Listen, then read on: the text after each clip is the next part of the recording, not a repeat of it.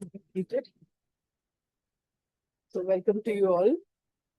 Welcome to Choe Khor Sum Ling today. I know it's a Sunday and it's a really difficult thing for all of us to leave home and come. But thank you all for joining and thank you for joining online. We are very happy to again have with us Venerable Lekden, who has taken time from their studies at the Seraje Monastic University to come here and to be with us today, during this teaching. I request all of you to join us for one more session on Acharya Shantadeva's event to Bodhisattva's Way of Life. This is a long study program that is being led and taught by Venerable Lekden. And we are uploading our videos online for those of you who want to catch up. But just before we start, I just want to say thank you, Venerable, for coming and giving the program. Thank you. Thank you, everyone, for joining us this morning. Very happy to be here. We're back to continue our Sunday morning classes. We're going through Shantadeva's Bodhisattva slowly, but the real point is to come together and explore Dharma, and this is a good basis for that, right?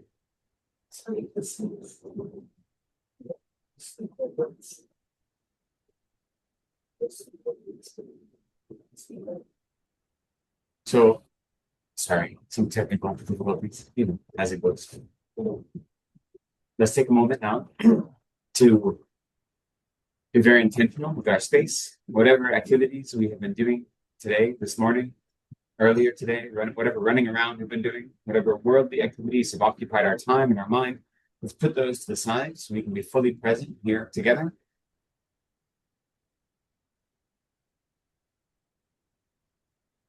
Allow ourselves to create a sacred space where we explore the teachings of the Buddha as clarified by Nagarjuna and Shantadev, and learn how to put them into practice. And with that, we set a strong intention or motivation that the reason we are studying and practicing is not merely for our own benefit alone, but so that we might be of maximum benefit to other sentient beings. We recognize that as we are now, we're of limited benefit to others. And so, with the intent to improve our wisdom, improve our skillful needs, to develop more techniques and understanding, we engage in this practice, which, as a result, brings peace, contentment, wisdom to our own lives, and through that, we're able to be of greater service to others. So, we set strong motivation that we study and practice with the intention to become perfectly enlightened Buddhists so that we might be of maximum benefit to other sentient beings. And with that strong motivation firmly in place, we'll offer some preliminary prayers.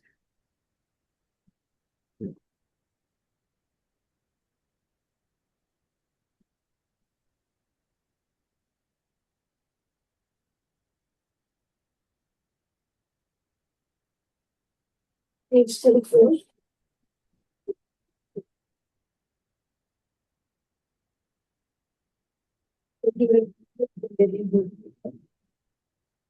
Sangye Sharam Sokye Choram La Jansu Bardo Dani Katsuke Nagi Jinsoke Pesonam Ge Yoga Pincher Sangye Ruparsho Sangye Sharam Sokye Choram La Jansu Bardo Dani Katsuke Nagi Jinsoke Pesonam Ge Yoga Pincher Sangye Ruparsho Sangye Charan Soke Charan La Najo Baro Nadi Kapsuje Tagi Vinsogi Pesona Ye Rola Vincher Sange Druparsho. I go for refuge and light to the Buddha, Dharma, and Supreme Assembly. By my practice of giving and other perfections, may I become a Buddha to benefit all sentient beings. May all sentient beings have happiness and the causes of happiness. May all sentient beings be free from suffering and the causes of suffering. May all sentient beings be inseparable from the happiness that is free from suffering. May all sentient beings abide in equanimity, free from attachment for friends and hatred for enemies. May all sentient beings have happiness and the causes of happiness. May all sentient beings be free from suffering and the causes of suffering. May all sentient beings be inseparable from the happiness that is free from suffering. May all sentient beings abide in equanimity, free from attachment for friends and hatred for enemies. May all sentient beings have happiness and the causes of happiness. May all sentient beings be free from suffering and the causes of suffering. May all sentient beings be inseparable from the happiness that is free from suffering. May all sentient beings abide in equanimity, free from attachment for friends and hatred for enemies. I prostrate with my body, speech, and mind. I present clouds of every type of offering, actual and imagined. I declare all my negative actions accumulated since beginning this time. Rejoice in the merit of all holy and holy beings. Please remain unto the end of psychic existence and turn the wheel of Dharma for living beings. I dedicate my own merits and those of others to the great enlightenment. Short mandala.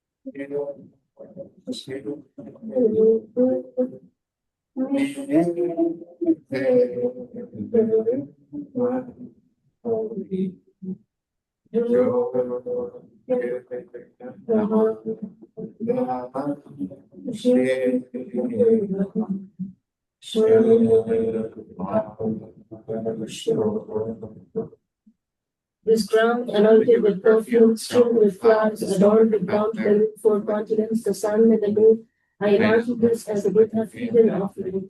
May all living beings enjoy this pure land.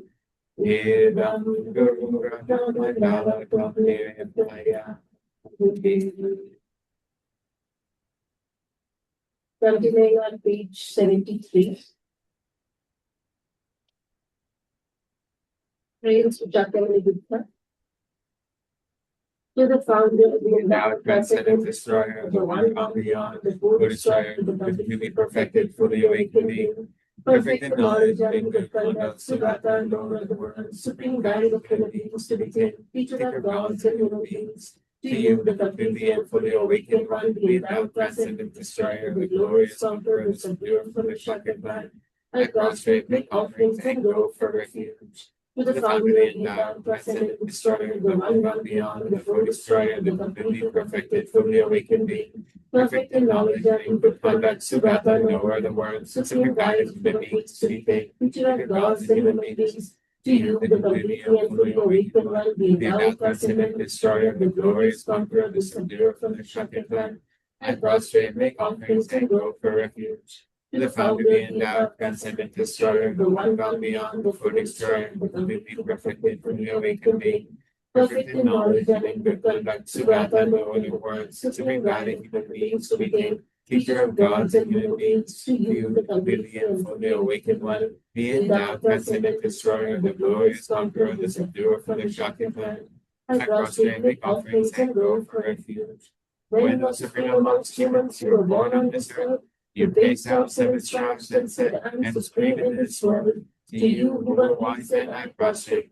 With pure bodies formed supremely pure, wisdom ocean like a golden mountain, fame that blazes in 3 words, winner of the best, Lord, to you I prostrate. With the supreme science, face like spotless moon, color like gold, to you I prostrate.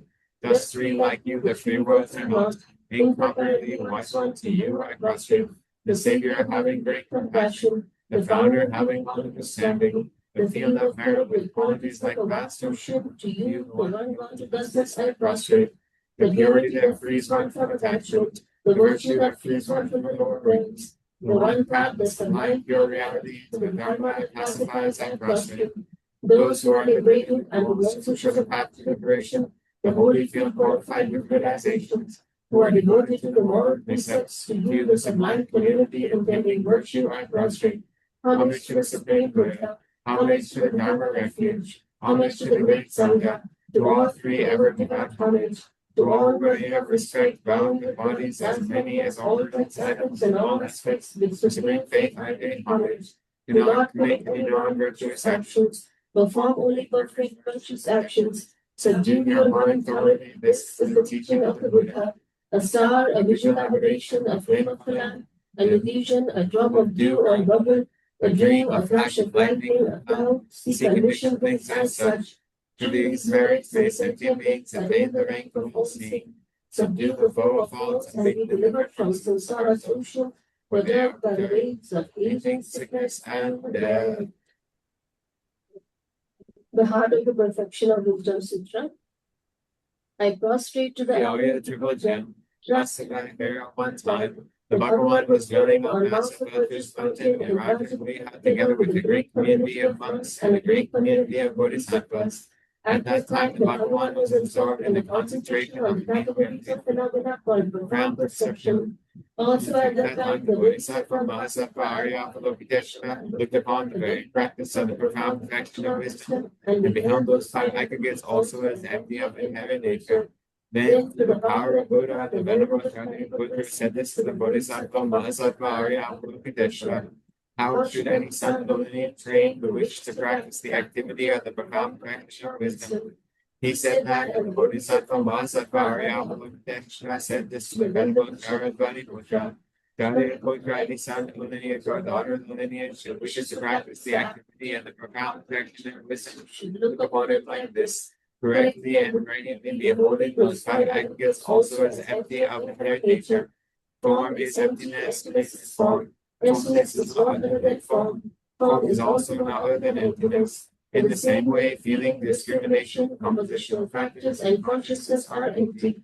Chariputta likewise, all phenomena are emptiness without characteristic, unproduced, unceased, stainless, not without stain, not deficient, not fulfilled. Chariputta, therefore, in emptiness, there is no form, no feeling, no discrimination, no compositional factors, no consciousness. No eye, no ear, no nose, no tongue, no body, no mind. There is no form, no sound, no odor, no taste, no organ, no touch, and no phenomena. There is no eye element, and so on up to and including no mind element, and no mental consciousness element. There is no ignorance, no extinction of ignorance, and so on up to and including no aging and death, and no extinction of aging and death.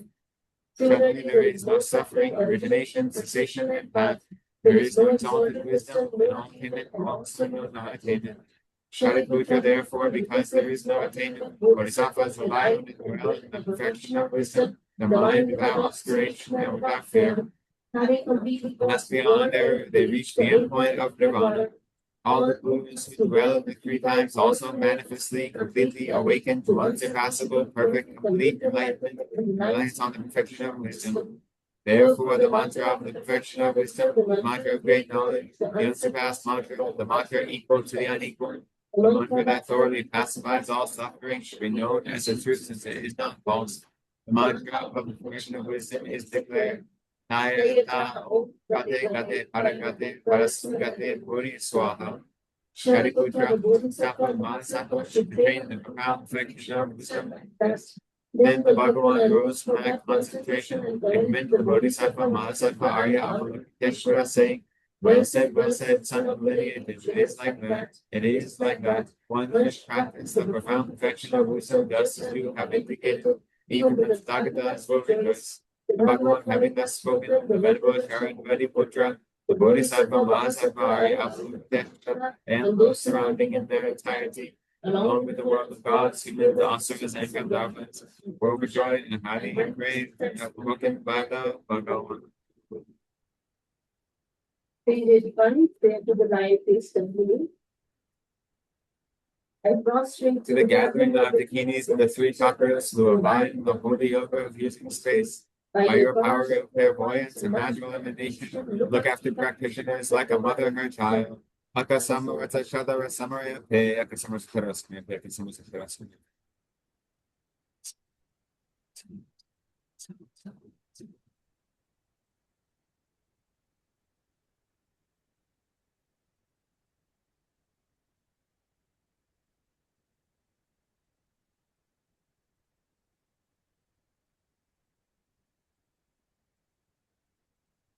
Samarata Shadara Samaraya Petaya Gade para Samgade, Bodhi Swaha. By the teachings of the three supreme jewels possessing the power of truth, may inner and outer hindrances be transformed, may they be dispelled, may they be pacified. Pindam Puri Swaha. May all negative forces opposed to Dharma be completely pacified. May the host of 80,000 obstacles be pacified. May we be separated from problems and harmful conditions of Dharma. May all enjoyments be in accord with the Dharma. And may there be auspiciousness and happiness here, right now.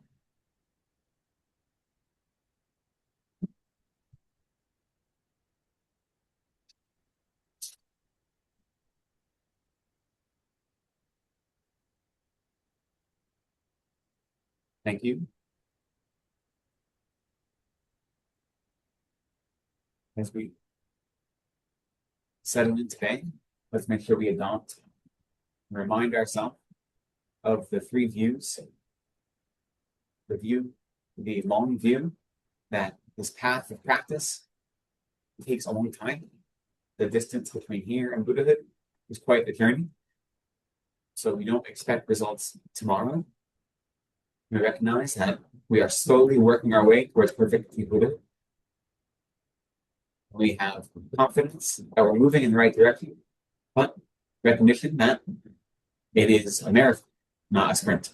So that's the long view. And let's also remind ourselves to take the expansive view, that there are many different topics that we have to explore, that we have to study, that we have to learn about our minds. There's not just one easy panacea, right? And so there are many different things we need to study, we need to work on. We've been circling in samsara since the beginning of this time, and so in order to overcome all of our afflictions, we need to develop numerous different techniques and tools. So there's a lot for us to study. There's a lot for us to meditate on and practice and integrate into our everyday life. That's the expansive view, recognizing that there is a breadth of study that is necessary and practice. And then lastly, the relaxed view. The view that realizes, yes, there is a long journey ahead of us, and yes, there are a lot of things I need to do as part of that journey, but I will not allow myself to get stressed out about it. I won't get burned out. I will always have a buoyancy to my mind, a joy that I am practicing Dharma in a meaningful way. I have this relaxed view that allows me to encompass the long view and the expansive view without stress, without difficulty, and with confidence and joy. So these three views are really helpful to pervade all of our experience when we study and when we practice. When we're disappointed and we say, how come I don't have the results I want right away? We remind ourselves, well, it's the long view. It's necessary. Not going to get results tomorrow necessarily. When we're trying one particular meditation technique or one particular philosophical inquiry, and it doesn't seem to be bearing results, we say, well, we need the expansive view to remind ourselves there are many different techniques that are all pointing toward the same thing. They're all pointing toward us achieving Buddhahood, right? All of the techniques that the Buddha taught to tame our mind are pointing us in the same direction. But they're just coming at it from different angles. So we need to remind ourselves, we need the expansive view. If this particular technique is not working at this moment for me, I can explore differently. I can explore a different topic. I can explore a different type of meditation. And lastly, we remind ourselves to be comfortable with our practice, to not be overwhelmed. It really makes our practice more enjoyable. And the truth is, practicing Dharma should be enjoyable. Right? We say that our Dharma practice, our spiritual practice, should be our whole life. It shouldn't be what we do when we come to a Dharma center. It shouldn't be what we do only when we meditate in the mornings or in the evenings or whatever it may be. Those inform our Dharma practice. They increase it. They make it more powerful. But ultimately, our spiritual practice should be everything we do in our life. And it should always be pervaded by joy. Always. It shouldn't be a burden, even when it's difficult, right? And so we look at our Dharma practice as a burden. then we're not going to be able to maintain it. But as soon as that Dharma practice, even when it has difficulties, is looked at not as a burden, but as an opportunity for celebration, for joy, then that encourages us to continue practicing more. It's not always easy to hold that view, especially when it's difficult. But it's important to remember that the reason we practice Dharma is to free ourselves and all sentient beings from suffering. And that is a joyful exercise. The whole practice is about finding contentment, finding joy, finding peace in this life, and it's so that we are able to increase our wisdom and our compassion and bring that same peace to others. The way we do this, it isn't easy, but trying to make our lives, our spiritual journeys, constantly joyful, is we need to develop experiential understandings of the teachings. Ultimately, intellectually, it's very easy to understand most of what the Buddha taught. Even the more difficult philosophical concepts that there are arguments and debates about, at a base level, we can understand it quite easily, intellectually. But having an experiential understanding of any of the teachings is much more difficult. And that is far more important. Being great scholars is useless if we don't find. And so the technique we use to transform the intellectual understanding to the experiential understanding is the 3-step process of first engaging in study and then engaging in contemplation, which is to say we develop conviction about whatever the topic is, and we eliminate our doubts by investigating it to see if it applies to our lives the way it is taught, to see if we need to look at it from a different angle. That's the act of contemplation. That's our wrestling with the topics. And then once we have some level of conviction, it doesn't have to be perfect 100% conviction, but we have some understanding, then we bring it into our meditation practice and we meditate on it in such a way to make whatever that topic is, whether it's a philosophical topic or whether it is a type of positive quality, such as compassion or love or whatever it may be. As soon as we have some level of it, we bring it to our meditation to make it inseparable from our minds. So we do in meditation. And slowly, that understanding of the Dharma no longer is something outside of us, but it's something inside of us. It's not something we have to exert as much effort to bring about. It's something that we do naturally, And we can see that we've been accustomed to do many of these things naturally anyway. Many of us, when you see a sick person, your first instinct is, oh, I wish they weren't sick, right? Or if you see someone who's in pain, you say, I wish they weren't in pain. That's an instinct we have. But the thing is that instinct is usually mixed with different afflicted emotions. Or we may have that instinct when we look towards, if our friend or our family member or our loved one is in pain, our instinct is, oh, I wish they weren't in pain. But if someone who is mean to us is in pain, we don't have that same instinct, right? It's not there. Maybe for some people it is, but for most of us it isn't. So the trick is recognizing that instinct and then expanding it to encompass all sentient beings. So we already have, in our daily life, we can see places where we already have this instinct that is pointing towards virtue. And what we're trying to do in our Dharma practice is to expand them, to make those instincts much more, they cover all of our activities. And this leads to us having a better understanding of the role of meditation in our life. Right? Yes, meditation calms our mind. Yes, meditation gives us the opportunity to analyze what's going on in our life more clearly, right? To not be as caught in the maelstrom of samsara. So it's very critical for that. We spend so much of our life not knowing what's going on in our mind. So meditation does teach us the techniques to calm down and have an honest observation of our mind. But it also, in addition to that, gives us the opportunity to infuse our mind with all of these positive qualities that we are seeking out. We look at the Buddhas and Bodhisattvas and we say that I have the capacity to become that in this life. And so we look at all of their good qualities. Hello, good morning. Do not have to be separate from me. They're only separate from me because Hello, good my mind morning. is created by the different delusions. Right? And so Could you Okay, now we are mute going to Bharat, start please? from today's class. So before that, we have to we need to understand the role of prayer. meditation in our life. Sorry. Dee, could We you need to mute? recognize that the role of meditation in our life is one, to tame our minds, to give us clarity and insight, but also to make us come closer to these positive qualities that we want to embody all the time. And that allows us to have this holistic approach to engaging with the suffering of samsara, which we want to be free of, right? We can't just look at when we diagnose our suffering, we need to identify a wide-ranging approach to overcome. So what I mean by that is, for instance, we know that as samsaric beings, we can't avoid the sufferings of birth, aging, sickness, and death, right? Those are impossible to avoid. And so since they're impossible to avoid, why do we spend so much energy trying to avoid them? And when they occur to us, why are we so surprised they occur?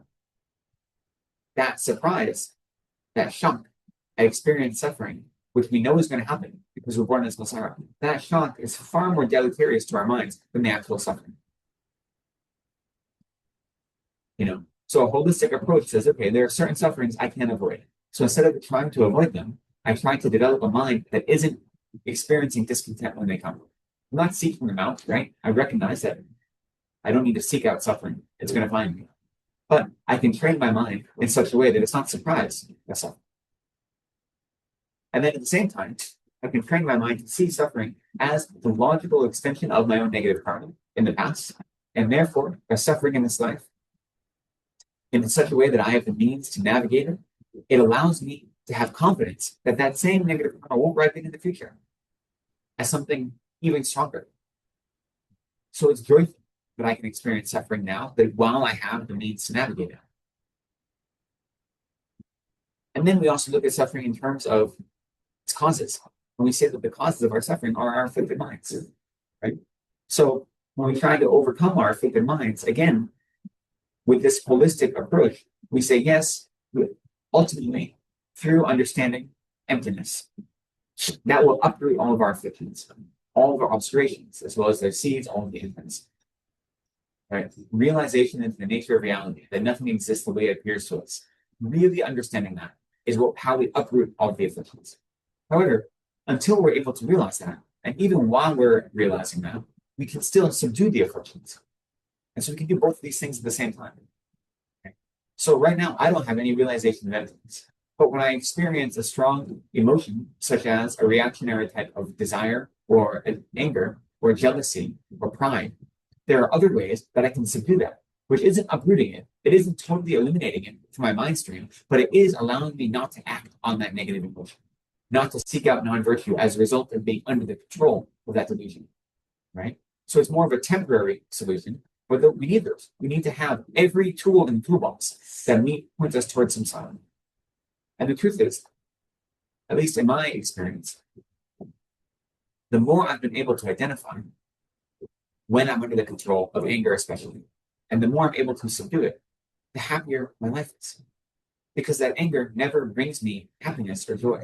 It just leads me down paths of misery that may feel good at the time, right? We all know that moment of like righteous anger when we have the perfect comeback, where we have like that perfect, whatever it is, that you feel right, justified. But that's never long lasting, and that's not real happiness. And all it does is create harm to another sentient being, and it's creating negative karma for ourselves. So I know that my efforts to subdue my anger, which go hand in hand with my efforts to uproot it, but subduing it is easier than uprooting it. Right? So I do them both at the same time. My efforts to subdue it aren't perfect. I still get angry. I still get jealous. Just recently, I had this like unreasonable jealousy for no reason. A friend of mine has a chance to interview an author that I like. So why does he get to do that and not me? And I'm like, well, I don't really want to interview him. And I didn't put out a request to interview him. And I haven't talked to his agent or his manager. So that's probably why, not me. Huh? Right? But my first instinct was, how come he gets to do it, not me? Right?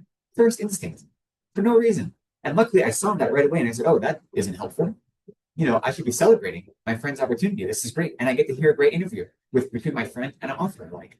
But my first instinct was different. But yeah, I saw it and I was able to subdue it. So I haven't overcome any of my afflictions, but at least I'm training to subdue them. And once I am able to do that to some extent, I felt joy. I said, oh, I rejoice my friend gets to do this. Right?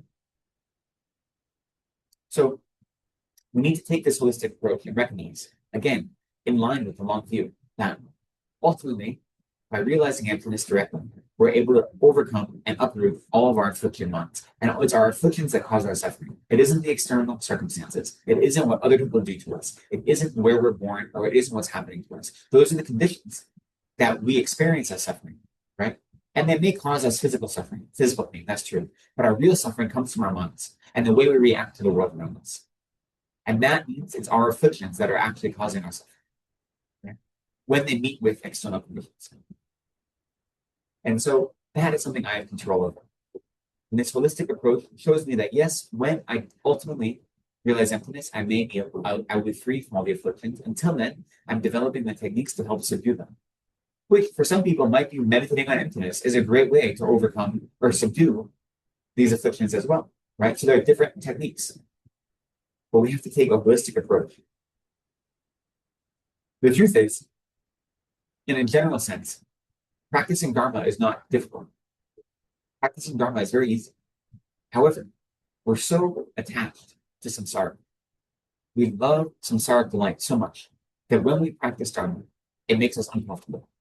And it feels difficult because it's so different than what we're used to. Because we have lifetimes of following the delusions and not following virtue, right? And so because of that, actively engaging in spiritual practice can be uncomfortable, but that doesn't mean it's difficult. Ultimately, it's very easy. Be kind to other beings. Have compassion. When you notice any negative mind, subdue it to the best of your ability. Don't act out of delusion. Okay. Right. Prioritize others' needs above your own. Realize that clinging to your own happiness is only going to keep you in samsara longer. These are all very easy to understand, but we're so accustomed and we're so enamored with samsara that it's hard to put them into practice, right? That's because we spend so much of our life trying to avoid discomfort. We spend so much of our life afraid of being alone with our own minds and afraid of what that will reveal to us about us. Discomfort is, boredom and discomfort are like the greatest enemy in 21st century. How often we don't allow a moment for our minds to be alone, When you go on the metro, how many people on the metro are looking at their phone right away? Right? How many people, are terrified of being alone with their minds? And they won't say that. That's not language we use. So I don't want to be bored, right? But we'll use anything to fill up that boredom. Right? We'll do anything to not, sure.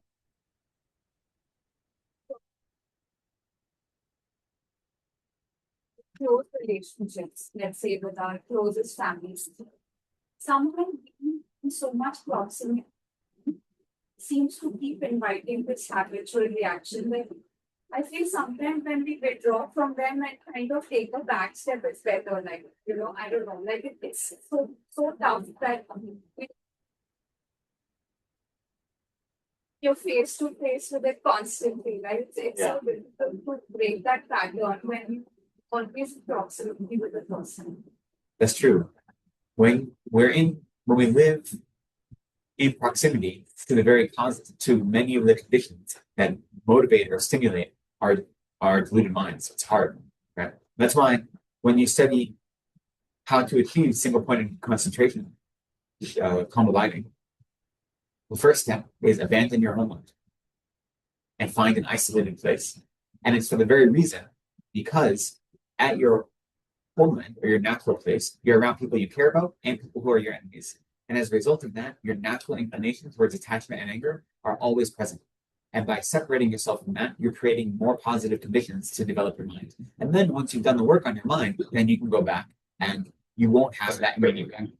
But most of us don't have that opportunity right now. We can't go spend 6 months in retreat somewhere. We have to live our everyday life.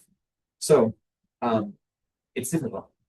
The only way to overcome it is to really work and develop on a meditation practice, to really recognize that I know being around these people brings about these reactionary emotions. And so in your meditation, really train your mind to identify those emotions as quickly as possible and make it an exerted effort to, when you notice them, to pull back, right? And for different people and for different relationships you have, it's going to look different. You know what I mean? Like, I know there are people in my life who I argue with, like, the second sentence out of our mouths is going to be an argument. And it may not be a mean argument, but it has to be something, right? Like, we can't agree on anything. If I say the sky is blue, it's like, well, it's not really blue. It's just white light that's filtered through the air that is bouncing off the, you're like, okay, fine, I get it. You know what I mean? And that's just the way it is. And I'm the same way with him, right? It's back and forth. He says the sky is blue. I'm going to, what about sunset? At sunset, it's green, it's red and yellow and pink. So I know that. And since I know that, my relationship with him is to keep those conversations short. And as soon as they start, I try to be positive. I have a positive mind, so I'm not going to argue. And then as soon as anything comes up that seems like I say, okay, I can back away. I don't have to tell him, okay, we're done talking now. I'd say, okay, and I create distance because I'm able to do that. I don't live with him, so I have that ability, right? But I recognize that. So for him, that is the appropriate approach for me at this moment, right? But for other people, I don't. It's a different approach. So it's going to be an individualized approach with different people in your life. How can I engage in a healthy relationship with them that doesn't allow my mind to run out of control? And the more we meditate, the more we spend time really working on our mind, then we'll develop new techniques. They say eventually, for instance, when you achieve calm abiding, when you actually achieve it, you can be in the center of the busiest city in the world and have a riot going on around you and have single point of concentration without any effort on any topic you want. It doesn't matter, right? But you have to build up to it, right? And so as you develop your mind and as you are able to more quickly and readily understand what reactionary emotions are overwhelming you, then you can navigate them in a healthy way. But it is difficult. Living in the world is difficult. If you all have the opportunity to go on long retreats, then it's much easier. I will say, like, unfortunately, this is one situation where being a monk doesn't actually make it easier, because living in a monastery is, just as much drama as living in the world. The difference is that I have less responsibility. Like, I don't have family members that I have to live with, but I live in a house for 30 months, and half of them are school boys. There's always drama. There's always something going on,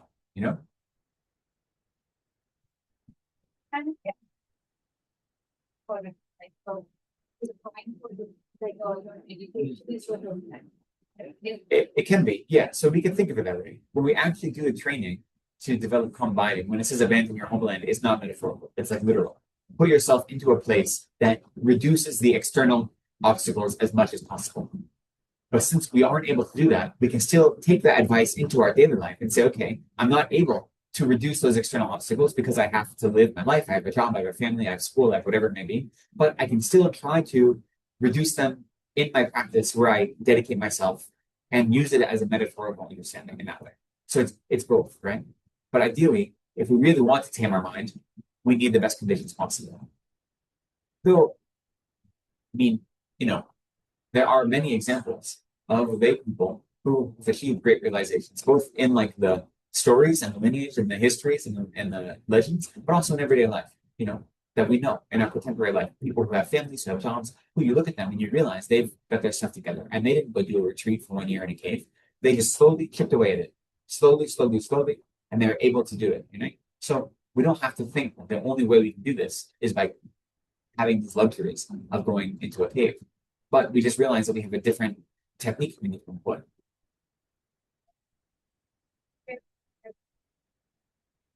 That's the truth, right? We can't run away from samsara. So if you think that the only way to solve this is by going to a cave and meditating for a year, but you bring all of your attachment and desire and lust and anger and frustration and complicated relationships with you, then it doesn't matter. You've eliminated the external obstacles, but you brought all the internal ones and you're just holding on to them so tight. So, it's not very useful that way. Yeah. Yeah. The truth is, we have to learn how to lean into those things that make us uncomfortable, right? We have to learn how to look at those things that are difficult. And that might be reducing contact with certain family members. That might be accepting loss and letting a family member always win in an argument. That might be, forcing ourselves to do an extra 20 minutes meditation a day, even though we really want to go party or watch TV or read a book or listen to music or do nothing, or take an extra 20 minutes sleeping. we have to look at those things that make us uncomfortable and realize that we have to ask ourselves, why is it that I'm afraid of these situations? You know, am I afraid of them? Or why am I resistant? Right? So we have to look at that. Those things in our everyday life that make us uncomfortable, that we are afraid of. We have to see where that comes from and say, is this fear or discomfort serving? Or is it just my attachment to comfort, which is to say, my self-cherishing mind? Obviously, some types of fear are useful. Like being afraid of heights is good if you're walking on a mountain path, you don't want to fall off. Being afraid of like large animals or being afraid of snakes is useful if you're walking through the field. Like, obviously, we're not saying you should just live your life carefree like that, right? There's that. Then you could say, well, my fear of snakes is useful because I have to walk in fields where there may be snakes, and therefore I'm alert to where snakes might be, and that preserves my life. So it's a useful fear. But if that fear of snakes means you never leave your house because there might be a snake outside somewhere, then it's no longer useful, right? So then it's paralyzing and it's holding you back. So if you're afraid of discomfort, whatever it may be, whether it's with a person or with the world around you, with you looking at your mind, you say, is this fear serving me or is it holding me back? And most often it's holding us back. And then so, well, okay, what would my life look like if I didn't have this fear? If I was able to lean into those things that make me uncomfortable? You know, for me, I know growing up, I never liked to engage in any activity if I wasn't already good at it. Like I didn't like looking stupid. I had such shame about the way I appeared to other people. So I didn't want to do things unless I knew I would succeed at. But that means I didn't do anything, right?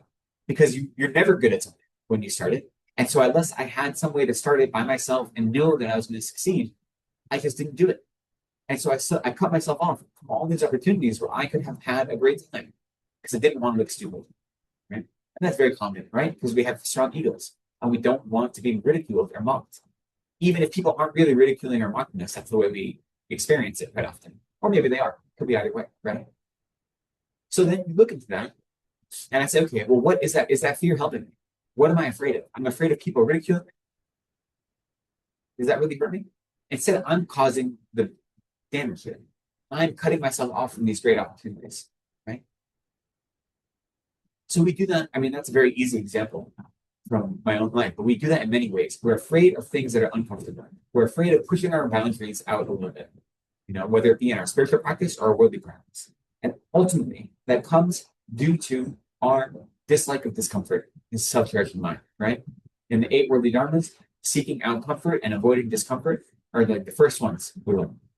We're afraid of discomfort, both physical discomfort, but also emotional discomfort. We're afraid of being vulnerable, right? And that included being vulnerable to ourselves. Because that honesty can be difficult. When you can admit that I'm the one causing my own suffering, which is one of the core aspects of Buddhist philosophy, then you have to do something about it. All of a sudden, you're responsible for it. As long as you say, it's not my fault I'm suffering, it's because they're abusing me, it's because the conditions are hard, it's because the world is against me, then you don't have to do anything about it. And that's easy, but it never gets you anywhere, right? So you have to be willing to look at your own vulnerabilities and acknowledge that, yes, the world is difficult, and yes, they make things hard. Like, you know, look at the protests that are happening right now with the students in India is phenomenal, right? And yes, they're experiencing very difficult situations. So it's not to say like, well, all these things that are happening, they're external to you. You shouldn't be upset by them. No, when there is injustice happening and when there are conditions that can be changed to make life better for more people, you should work to achieve those. But ultimately, your happiness, it doesn't come from a new education minister, right? That's not going to fix your ultimate problem. That might fix the temporary conditions, which need fixing, but that's not going to make you happy. That's not going to give you a job. That's not going to give you success, right? Big part of the current protests aren't simply because exams are being late. It's because it's getting harder and harder to live a content lifestyle. And it's much harder to find upward mobility in the world due to the pressures of capitalism and the wealth gap that is happening across the world and the slide into authoritarianism that almost every country seems to be okay with, right? That's the problem. The social unrest is there, and this is one symptom. So fixing it, if you can fix it, is great, but that's not going to bring you happiness. And even fixing the authoritarian government isn't going to bring you happiness. Those are all the conditions. And better conditions make it easier to have joy. But ultimately, it has to come from us, right? So we have to find that balance. Again, as a holistic approach. We recognize that if we can change external circumstances to help more people, more sentient beings, we should work on it. If we see injustice and there's something we can do about it, we should work to fix it. However, we have to do so recognizing that that's not going to fix our suffering. Okay? That's merely changing the conditions. So for us, personally, it's when we have freedom from the expectation of comfort, that itself is the cure for our discomfort.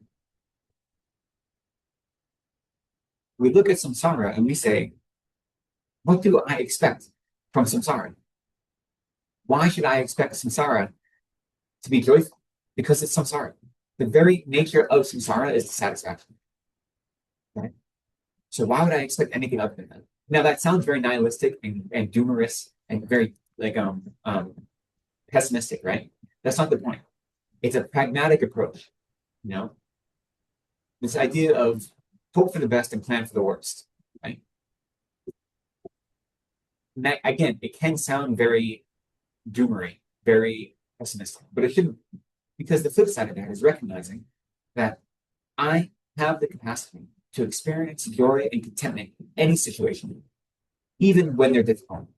But by being pragmatic, recognizing that I'm not going to be given any free lunch, that I'm going to experience difficulties in this life, right? That no matter my resources, my privileges, which may be great, like I know that I've lived a life of incredible privilege, growing up in the middle class, being white, being male, all these things are a lot of privilege that made my life much more comfortable than other people's. And yet I still experience suffering. So being able to balance those two things and recognize that I am not free from suffering because I'm a samsaric being, yet I'm not going to be surprised by them. I'm not going to let it take me unaware. I'm going to be pragmatic and expect that I'm going to experience obstacles. And so I'm going to develop the techniques that allow my mind to stay content when I experience those obstacles. But when I see my mind getting out of control, when I see my mind running away from discomfort as if the external discomfort was the real problem, I'm going to work on remedies so it doesn't do that. Right?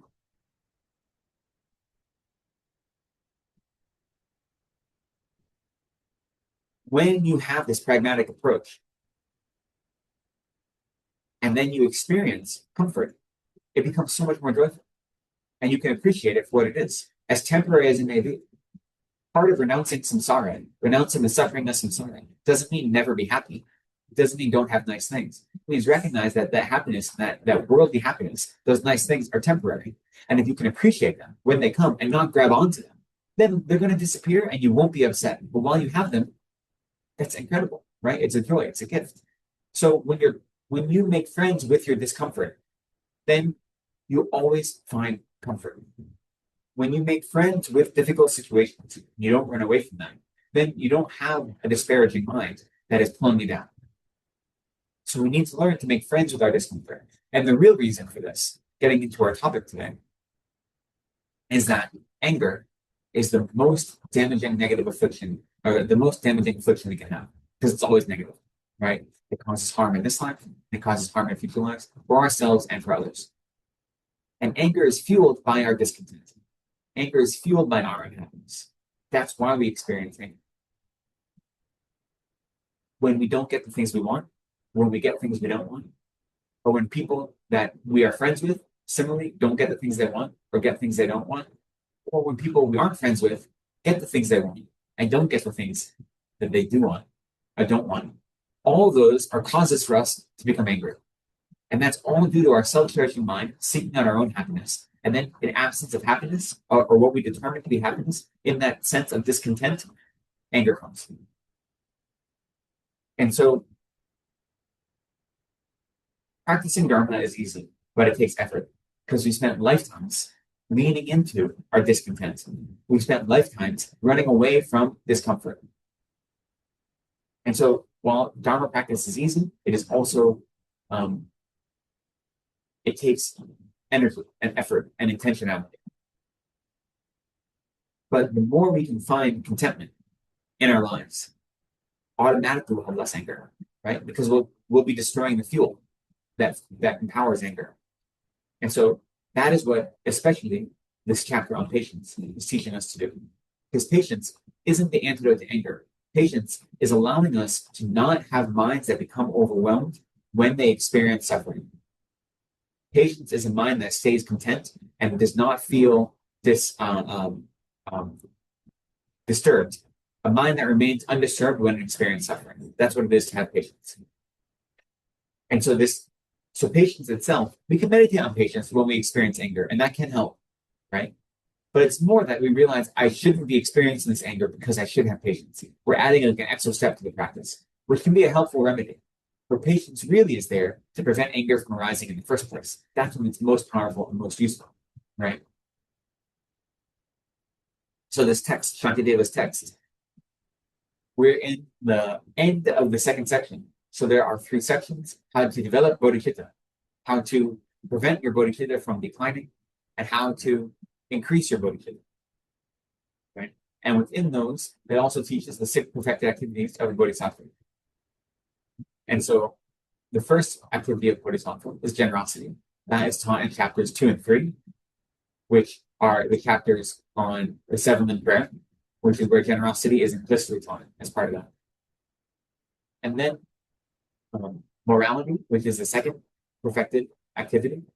We're on, just so everyone is looking, we are on page 63 on verse 62 when we get there. So the perfection of morality or ethical discipline is taught in chapters 4 and 5, which are the chapters on protecting conscientiousness and protecting our awareness or vigilance. And then the remaining chapters are each dedicated specifically to one of the remaining 6 paragimpas or perfections. So chapter 6 is the chapter on patience. And then the 3 chapters that are about increasing our bodhicitta, once we have generated it and protected it, are the chapters on perseverance, concentration, and wisdom, which are chapters 7, 8, and 9. And so the beginning of this chapter, to kind of catch us up to where we are, the beginning of this chapter was first pointing out how dangerous anger is, that anger is our ultimate enemy, reminding us of that. Because if we don't have conviction that anger is the real enemy, then we don't have a lot of reason to practice patience, right? We don't have a lot of motivation for it. And then after recognizing and coming to some sense of conviction that anger is the greatest enemy, then we say, okay, what is it that causes us anger, and which is discontent or unhappiness, right? And patience is meant to prevent them. So then we look at the different types of patience that are being taught to help us prevent our minds of discontent. So the first one, so generally we say the 3 types of patience, at least regarding the perfection of patience, are patience that is tolerant of suffering or of pain, right? Which is to say, discomfort due to the worldly factors that we can't control. So the patience that we says, well, it's hot and it's sticky due to the weather, but I'm not going to be upset by it. Or when I trip and I break my ankle, not having a mind that's disturbed because of that pain, right? So the first type of patience is a patience or a mind that is tolerant or indifferent to suffering. And the second type of patience is a mind that is willing to endure hardships to engage in spiritual practice. And then the third type of patience is maybe the most difficult one, but the most important, which is the indifference to suffering and pain caused by those who want to cause us harm. So when people seek to harm us, not allowing that harm, whether they're successful or not, to affect our mind, and being indifferent to the harm caused by others, is the third type of patience. And so that was what we started with 2 weeks ago, and we've still been continuing on that idea. When others seek to cause us harm, is it useful to become angry as a result of them?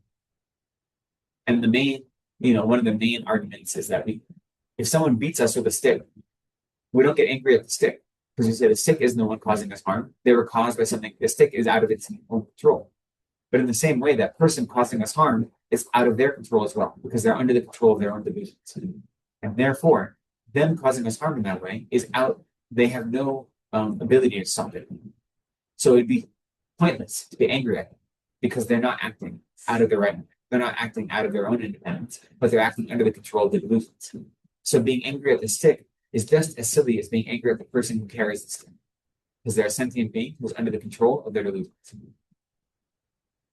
That's one approach to take. Another approach is recognizing, as we said, that our experience of suffering in this life is a result of negative karma we created. And so we've created negative karma in the past, and it ripens to my experience of pain and discomfort in this life. And so when others are the agents that bring about that suffering, or that pain, or that discomfort, we should look at them with gratitude and say, you are helping bring about the ripening of negative karma I created. And the fact that it's ripening now means it won't ripen in the future. And it's ripening in a way that I'm able to navigate it because I'm on a spiritual path and I have my wits about me and I have the resources to navigate this pain or this discomfort. And so in that way, we should have gratitude for those that are causing us suffering. And at the same time, we should also say, when you cause harm to me, you're creating negative karma. So in fact, I'm serving as the cause or the object for your negative karma. So I should have compassion for you. I shouldn't be angry at you. When someone harms me, I should only react with compassion. Now, the thing about these teachings, as I often say, is they come from us learning how to subdue our own anger. We shouldn't put them on someone else. So when someone's causing harm to me, I shouldn't rather be like, it's okay for me to harm others because I'm ripening their negative karma, right? That's not the right attitude. We don't project them that way. These are all about us developing the different techniques to make sure we don't experience anger. This doesn't mean they aren't true. It doesn't mean they aren't accurate understandings of the nature of how the world works and how samsara works. But this type of meditation and this type of realization is designed as different skillful means for us to prevent our anger from ever arising, right? And so for us to force it on others or to flip it around and say, it's okay for me to go about beating people with sticks because I'm, purifying them of negative karma is a misunderstanding, right?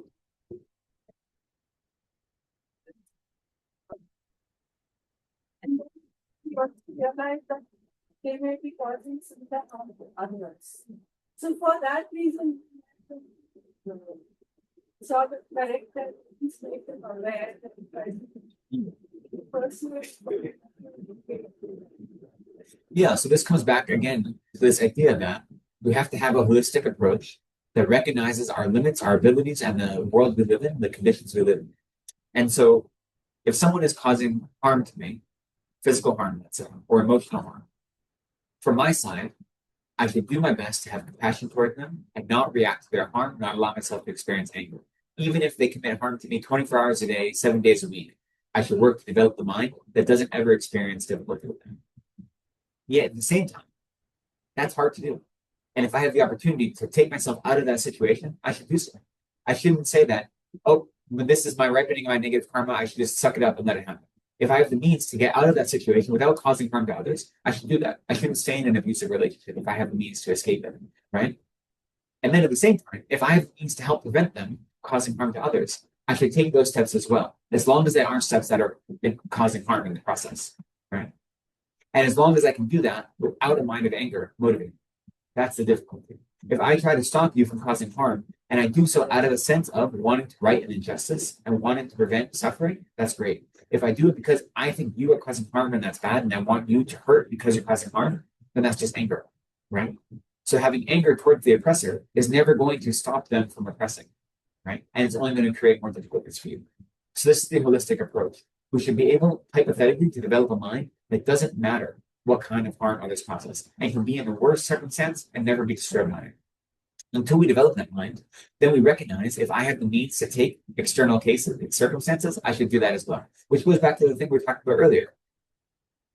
When we realize take a point of concentration, you could be in the middle of the busiest city and you're fine. Until then, the reason the advice is to abandon your homeland is because to create for yourself the best conditions possible to tame your mind, right?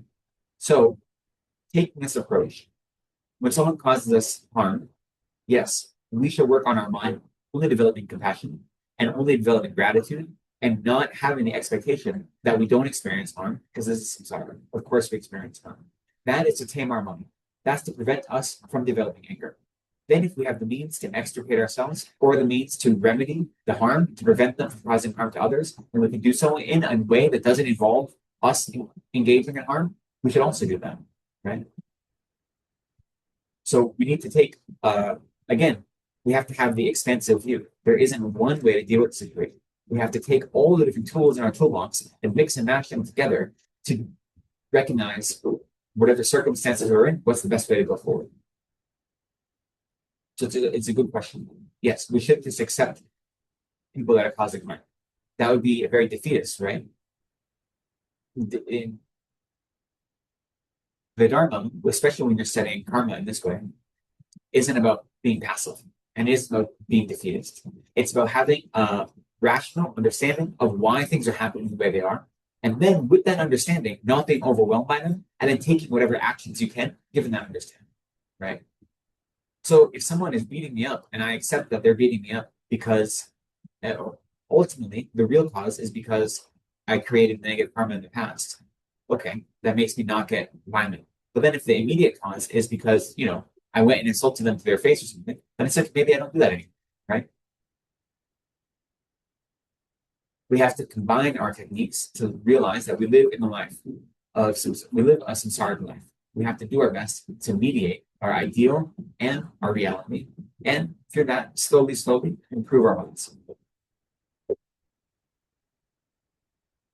So where we are in the text, we'd gone through this whole section about specifically about people who want to cause us harm, and then we had a section about people who cause us harm not through physical violence, but through insult and through disparagement and so on. That's what we covered last week. Was when people criticize us and so on, and why being angry in response to that is not useful or beneficial. And so now we are on to verse 62. And this starts with an opponent kind of arguing against Shankadeva's position. And the opponent says, surely I should be angry with those who say unpleasant things. Now weaken other me confidence in me. And Shankadeva's response is, in the same way, why am I not angry with people who say unpleasant things about others? Right? If we say that my anger is justified because they're criticizing me, how come I don't feel that same immediate instinctual anger when I see them criticizing someone else? Right? Now, maybe when they're criticizing my friends, I feel it, but not when they're criticizing people I already kind of don't like. And that just shows that that instinct is not based in actually being concerned with their causing harm or their insults. It's based on my self-charity. That's what that is showing. Right? And it's true. So here he's saying, the danger isn't if you insult me or criticize me, the opponent's position. And this is covering a little bit of the ground from last week. If someone insults me or criticizes me, I may not be upset alone with that, but due to their criticism, if someone else then doesn't think that I'm capable of something, or it degrades my reputation and therefore I lose opportunities, that's why I'm upset. Not because of the actual criticism, but because of the secondary effects of the criticism. Right? And he's saying, that may even be true. We talked about this last week. It may be true that you lose reputation due to others' critiques of you in this way. But ultimately, all that is doing is you grasping onto your self-cherishing mind. That's what's being harmed. You aren't being harmed by this. Your self-cherishing mind is being harmed. Right? And so the next verse continues to answer this. And he says, if I can patiently accept this lack of confidence because it is related to someone else, then why am I not patient with unpleasant words about myself, since they are related to the arising of the disturbing conceptions? So it's a little bit confusing the way it's said. What it means is, if someone else, if person A insults me, criticizes me, and as a result of that, person B loses some confidence in me, right? I don't get angry at person B because I recognize the reason they aren't confident isn't because of their relationship with me. It's because they're under the sway of this other person's words, right? This other person's critiques. So naturally I say, I don't blame person B. I understand they've heard all these negative things. I'm not going to be upset with them. It's not their fault, right? So in the same way, why would I be upset with the person who actually critiqued me? Because they also aren't under their own control. In the same way that someone that beats me with a stick is under the control of their delusions, this person critiquing me or insulting me is under the control of their delusions. So I should have just as much compassion and understanding toward them as I do to the person who is under the sway of their harmful words. This is again just reminding us that as long as we live in samsara, we live with other samsara beings. And so it's not just me under the control of the delusions, everyone is under the control of the delusions. Why should I expect someone was under the control of ignorance, attachment, and hatred to not act in a way that is deleterious to myself or others. And if I always expect them to act like perfect Buddhists, then when they don't, all I'm going to do is be unhappy. And I've created the cause for that, not them. Because I expected them to act in a way that was not in accordance with the fact that they are samsaric beings. Now, of course, we say, we have hope that others act differently, especially people close to us, people we raise, people we love, people we nurture, people we work with. We hope that they don't act that way. But the truth is, as long as you're a samsaric being, you're under the winds of your delusions, especially if you aren't doing the work to help subdue those delusions. So, of course, people are going to act out of the power or under the power of their delusions. How is it right to be angry at them when it's their delusions that are causing them to act that way?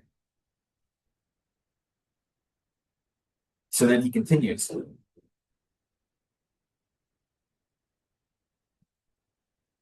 Should others talk badly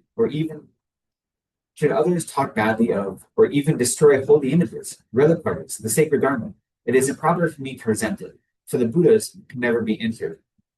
So now, this is turning away from people that are harming us and saying, what about people we may be friends with, causing harm to others, especially causing harm to holy objects, right? And so this is reminding us that the Buddhas can't actually be harmed. The Buddhas have no mental suffering at all. So someone can tear up holy images, they can destroy statues, and that's creating a lot of negative karma. We can have compassion for them. We can try to stop them from doing that if we have nonviolent means to do so. But we shouldn't be angry at them for it. Because that anger serves no purpose. Right? So there's a difference between wishing they didn't do that for their own sake and misunderstanding the nature of the Buddhas. If I say, I hope you don't destroy stupas because there's heavy negative karma with that, that's one thing. But if I say, I hope you don't destroy stupas because the Buddhas shouldn't be harmed in that way, that's not right. It's not right insofar as you can't harm the Buddhas, right? A Buddha, one of the characteristics of a Buddha is that they have perfect, not ambivalence, but perfect, how do you say it? Equanimity, there you go. Sorry. Perfect equanimity. So if they have one person on one side rubbing scented oil and giving them a massage, or one person on the other side cutting them with knives, they'll have the same amount of love and compassion towards both. They won't have anger or any ill feeling towards either. They'll hold them equally because their experience of compassion and care for others is not based on others' actions. It's based on the fact that others are suffering sentient beings who are deserving of love and compassion. Right? It doesn't matter how they act towards us.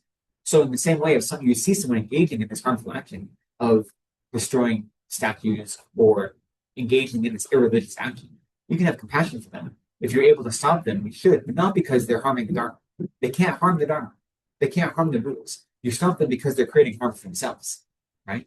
That's the reason. So it's not justification. This is trying to circumvent us saying it's okay to be angry because they're causing harm to the Buddhas. That's not valid. You can't harm the Buddhas, right?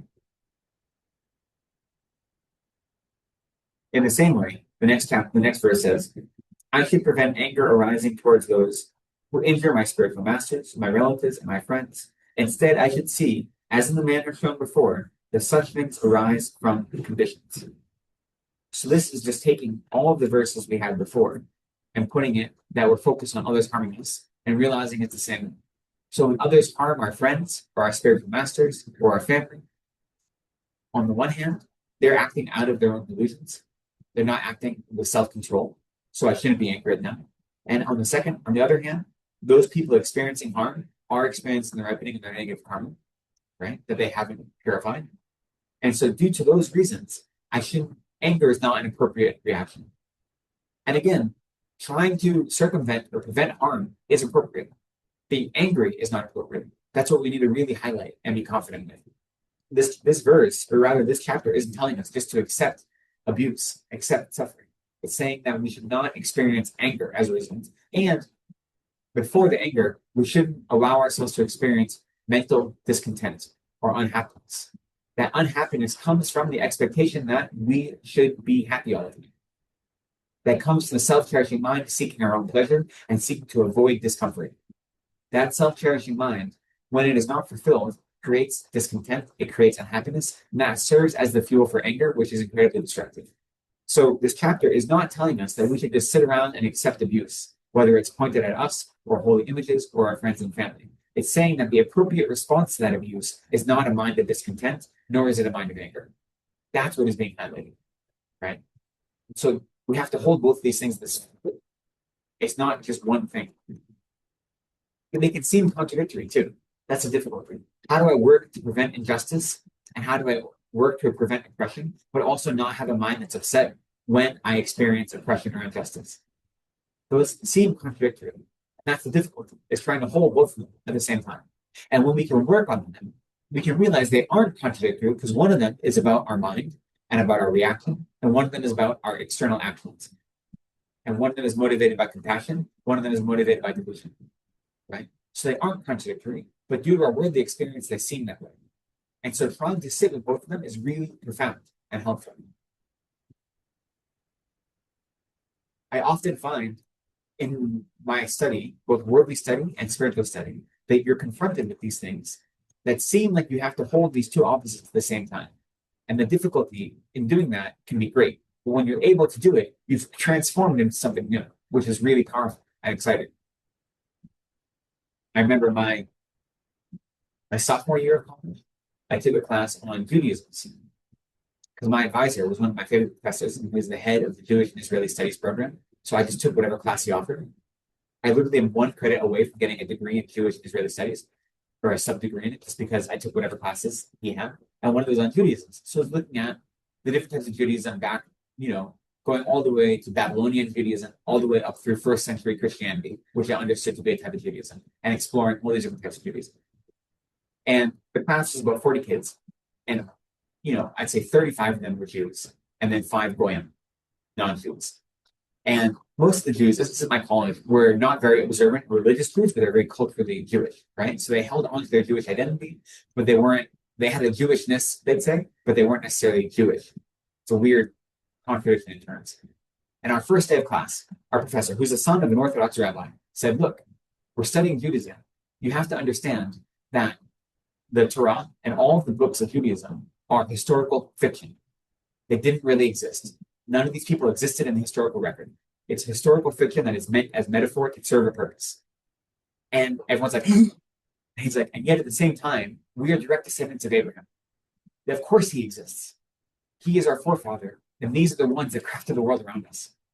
As a Jew, you have to believe this. As a scholar, you have to believe this. And in my class, you have to find the way to bridge those two identities, as a scholar and as a Jew, for those of you that are Jewish. And you could see my classmates, a bunch of 18 and 19, I was going, wait, how do I do these two things? And for me, it was so exciting to see that I can hold both those things. And I wasn't Jewish, so it didn't affect me directly. But still, how can you hold both these identities true at the same time, even though they seem to contradict, right? And I see that over and over and over again. How can I hold on one hand that I should never respond to harm or violence with anger, and I should accept it with a mind that says, of course, samsara is going to bring me suffering. Of course, this is the nature of reality. This is the nature of being controlled by delusions. On the other hand, I do everything in my power to prevent injustice, to prevent oppression, and to avoid the suffering of others. Those two things seem contradictory. So how can I sit with both of them and unify them into my practice? And it's not easy, right? But we can do that. And I find that the more I struggle with those things, that amplifies my practice. And again, goes to what I was saying in the beginning. When you want to grow, you need to lean into your discomfort. It's the same as going to the gym, right? If your goal is to build muscles, you have to push your body. And you actually, to build new muscle, you're tearing your muscles. You're causing harm to your body. Not great harm, but small harm. And then in repairing that harm, it becomes stronger, right? That's how we form larger muscles.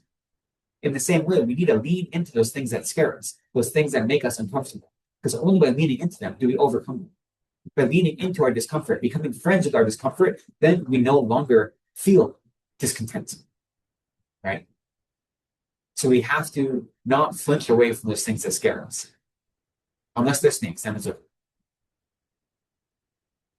A couple of weeks ago, a friend of mine in America needed some books at Namgyalten Temple because he's translating this Nyingmapa master. Namgyalten Temple is the Golden Temple, the Nyingmapa monastery near us. And At the time, Sarah J was on a strike where we were fighting with the rickshaw drivers over a labor dispute because they kept raising prices indiscriminately. And so all of the monasteries refused to pay their prices. So we weren't allowed to take rickshaws for like 2 or 3 weeks because there's this huge labor dispute happening. It's been resolved now, but it took, so I had to walk to Namadvin Monastery I didn't have to, but Venerable Namadvin was here and he'd offered to bring these books back to America. So I needed to buy these books before Venerable Namadvin left. And so there was a labor dispute. I couldn't take a rickshaw, so I had to walk. And it's 4 kilometers, so it's not far. But instead of walking the roads, I walked through some cornfields because that's the faster way. And it's much easier than dusty roads. And most of the cornfields have like a gap between the fields. So you're not walking like in the fields. But there's one particular cornfield that goes for maybe 50 meters where like literally you're right brushing up against the corn. And it's just the season when the snakes love to live under the corn because they haven't cut down the corn yet. So it's still comfortable for them, right? When they cut down the corn, that's when the snakes all come to Sarah because the corn is no longer comfortable. So we have to be careful. So I'm walking through this thing and my whole mind is just like, I've seen cobras and I've seen other venomous snakes at Sarah and in these cornfields. So my whole mind is just watching for snakes the whole time. I was so stressed out, like those 50 meters. Ridiculous. There are no snakes there, but it's okay to be afraid of snakes. But again, that didn't stop me from walking. It just made me careful where I walk, right? What I should have done, I don't know if any of you remember Venerable Jampa Khedrup. He's no longer a monk. He's from Australia. And he and I had gone walking once to the forest. And in Australia, they're just used to venomous snakes and all sorts of animals that want to kill you. Because that is like the way Australia works. It's filled with wildlife that does not want you to be there. And we're walking through the forest and he had taken a big stick and he's like, the way he walked, he just made a lot of noise. He's like, look, the snakes don't want to hurt you, but you scare them when you show up. So if you make a lot of noise, then they can tell that you're coming and they get out of the way before you show up. But he like ended up walking like a crazy person, like stomping his feet and banging a stick. And I was like, well, you do that. Now I'm just going to walk like a normal person and I will reap the benefits of you doing that. But sorry, the whole point of this is it's okay to be afraid of things because you recognize there's a utility to that fear, right? Being afraid of being bit by a snake is useful if it allows you to avoid going in places where snakes might be. But if it means that you don't ever leave your house, that's not useful, right? So how do you lean into discomfort without putting yourself in danger? I'm not suggesting you to put yourself in danger, that I'm afraid of bungee jumping, therefore I'm going to go jump off of every bridge I can. No, that's not useful. But try to look at your discomfort, your fear, and say, is this fear propelling me towards virtuous action, or is this fear holding me back from something? And that's when it's useful to be comfortable with our discomfort. Okay. Moving on from my digressions. I walked 2 days in a row to get in books. I walked all the way there once, and I saw some books, and he's like, oh, I really would like those. So I had to go back the next day. And the books were so heavy. I carried 10 kg of books back and forth across this cornfield. But then Namphil was like, I can't carry 10 kg of books in my luggage. I don't have luggage. So he took 5, and the others are sitting in my room, waiting for me to go to America to bring them with me. That's okay. A lot of merit, experiencing suffering for others' benefit, others' opportunity to study Dharma. It's a very joyful thing.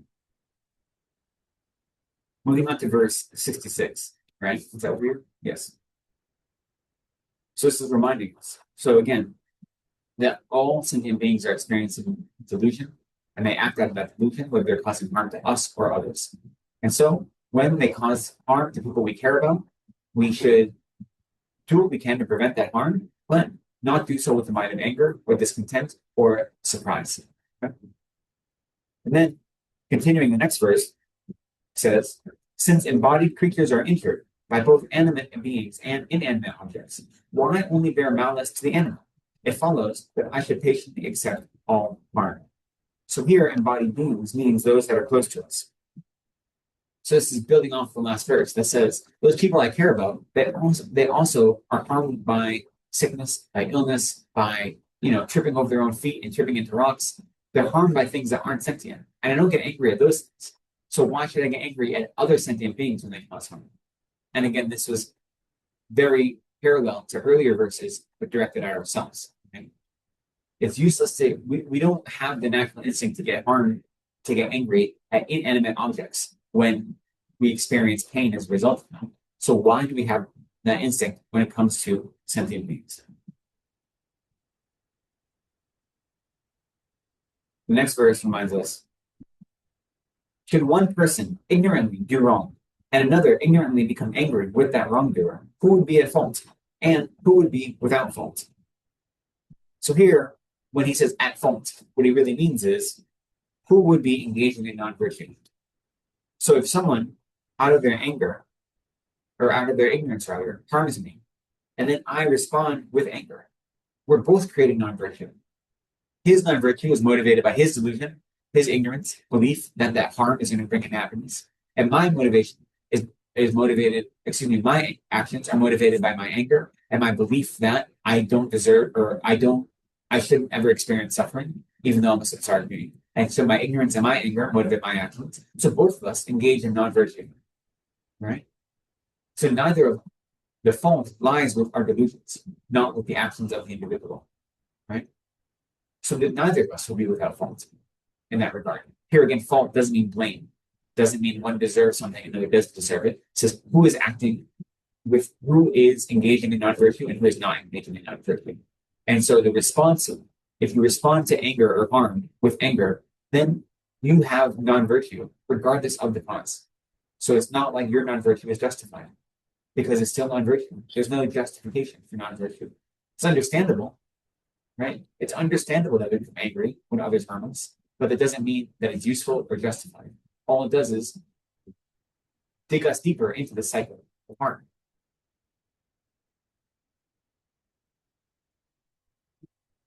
Why did I previously commit those actions, because of which others now cause me harm? Since everything is related to my actions, why should I bear malice toward those enemies? When I have seen this to be so, I should strive for what is meritorious, in order to certainly bring about loving thoughts between all. So this is again reminding us. The first verses are saying that when I experience harm, it's useless for me to develop anger. So it's looking at my current actions. These are helping create context that says the reason I'm experiencing harm is because I created the causes for it. So why would I do things now that create more causes for more suffering in the future? Obviously, I don't want to suffer now. When people engage in harmful actions towards me, it causes emotional dysregulation, let's say, at the minimum, right? And I don't enjoy that. So why would I create the causes to continue experiencing that suffering in the future? So this is looking at our karmic actions of the past, recognizing that our suffering now is a result of those karmic actions that were based in our delusions, and then looking towards the future and saying, if I continue to respond out of delusion, all I'm doing is planting the seeds for more suffering. And I know that I'm not enjoying the suffering now. So why would I want to create more suffering in the future? It's really asking us, like, and again, this is why I say we need this holistic approach. We need multiple avenues of attack, because this is asking us to understand how karma works. It's asking us to understand how what it means to live in samsara. It's asking us to understand previous and future births. So all of these different topics come together, and they say, when you experience harm, and your first instinct is to respond with anger, have you learned nothing? Have I not really understood how karma works? Have I not really understood what it means to be a samsara being? Because as soon as I respond out of anger, that means I don't get it, right? I might intellectually understand karma, but I don't really have an experiential understanding if I'm willing to if I'm willing to pursue anger, even knowing how deleterious it is. Right? Now, again, for most of us, it isn't a choice, right? We get angry and we just lash out of anger. That's what we need to do meditation practice, so we can observe our anger, we can see it, and then we can subdue it before we act out of anger. So these verses, developing patience, is helping us prevent that anger from ever arising, but we also need to learn how to identify anger when it has arisen and identify it before we can act on it. Okay? Yeah. That's a very body. Sorry. Very body. I think like a type.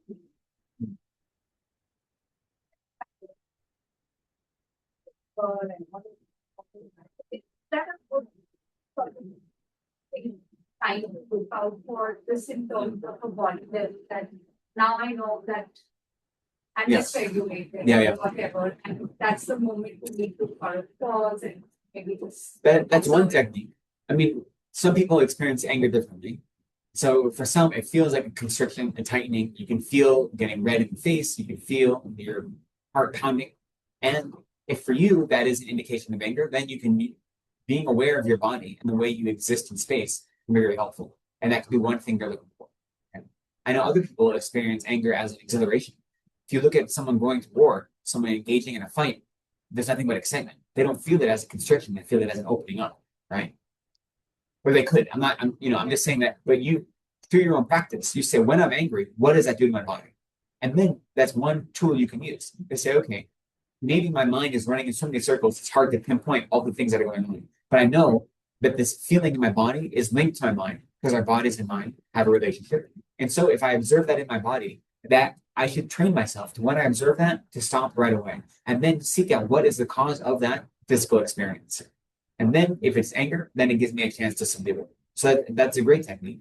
So I just say that if everyone's body and the relationship between the body and the mind is anything different.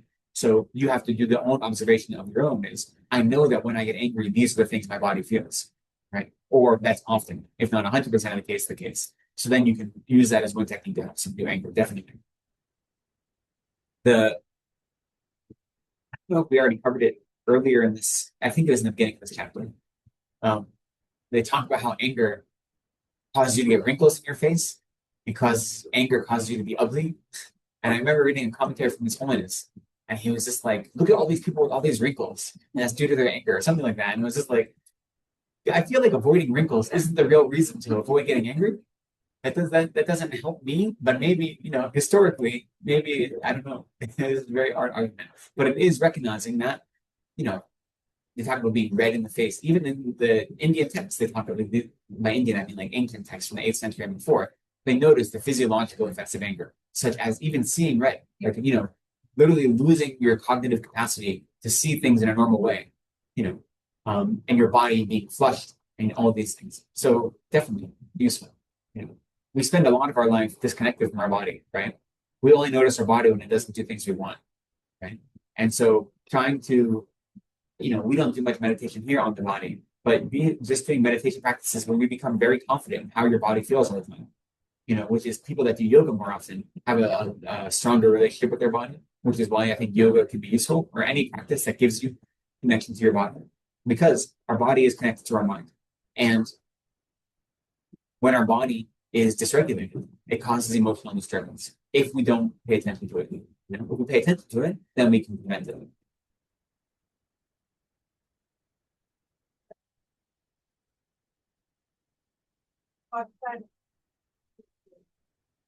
Ideally, we should what? Yeah, I mean, ideally, we shouldn't get angry in the first place. Ideally, we should be able to experience harm and not react.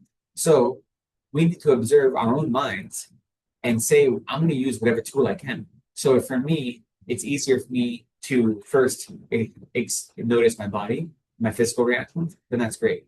For others, it might be, I notice like that my mind is racing or something like this. Ideally, we don't just rely on one technique, you know what I mean? But I agree. I mean, ideally, we can see anger before it comes to the point that our body is overwhelmed by it, right? We can see the gestation of it.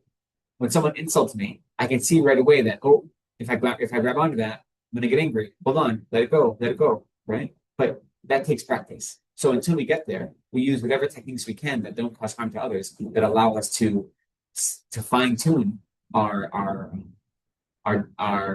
instruments, let's say. Yeah. But I agree. Ideally, we don't have to rely on them.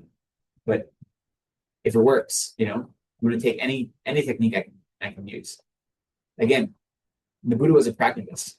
He was saying, whatever technique I can give you that'll help you overcome your delusions, you grab onto it with both hands. And it may be a worldly technique, and it may be a metaphysical technique, maybe a combination of both those things. As long as you're in samsara, as long as you're suffering, as long as you're controlled by the delusions, every step towards Buddhahood is beneficial. As long as you can engage in that action without causing harm, then you should do it. Any technique that helps move you towards Buddhahood is useful. Which is why His Holiness Dalai Lama often says when he gives teachings that he's not trying to convert people to Buddhism. He wants people to be good people. He wants you to have a good heart. And whatever spiritual approach you take that brings you towards that is useful, right? because the goal isn't, that's one of the benefits of Buddhism, is that we don't expect to become Buddhist in this life. We don't think this life is the only thing we have to us, right? And so as long as you're moving in the right direction with whatever techniques we can, whatever techniques we use to move in that direction, they're beneficial, or they can be. But again, we shouldn't be satisfied with the bare minimum. We should always be pushing ourselves. Again, lean into discomfort. Or when it gets too much, pull back, right? But we should know where our boundaries are. And we should always be working to push our boundaries, right? We shouldn't run into enemy territory right away, but we should always be pushing our boundaries to make them a little bigger. Start with a little bit of discomfort. Because I know that there are certain things that if I lean into that discomfort, I don't have the techniques or the skills to navigate it in a healthy way. But if I get right to the border of it, and I just push myself, then I can deal with that. And then maybe in a week or a month, go a little further, right? So we have to be wise, which is why we always say we need to work on both skillful means and wisdom. These two collections, they don't work in isolation, right? Developing compassion needs wisdom to help us focus our compassion in a meaningful way. And developing wisdom needs compassion and other skillful means to make sure that wisdom is pointed and utilized in a meaningful way. In isolation, they're helpful, but they are much weaker in isolation than they are in conjunction with them.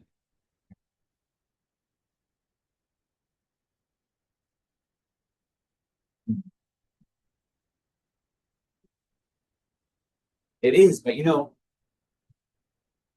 my worldly life, I've found overwhelmingly when there's something that is frightening me, and I get over the fear of it and I lean into it, almost all the time, I am happy with the results, even if I don't get what I wanted, right? So if, let's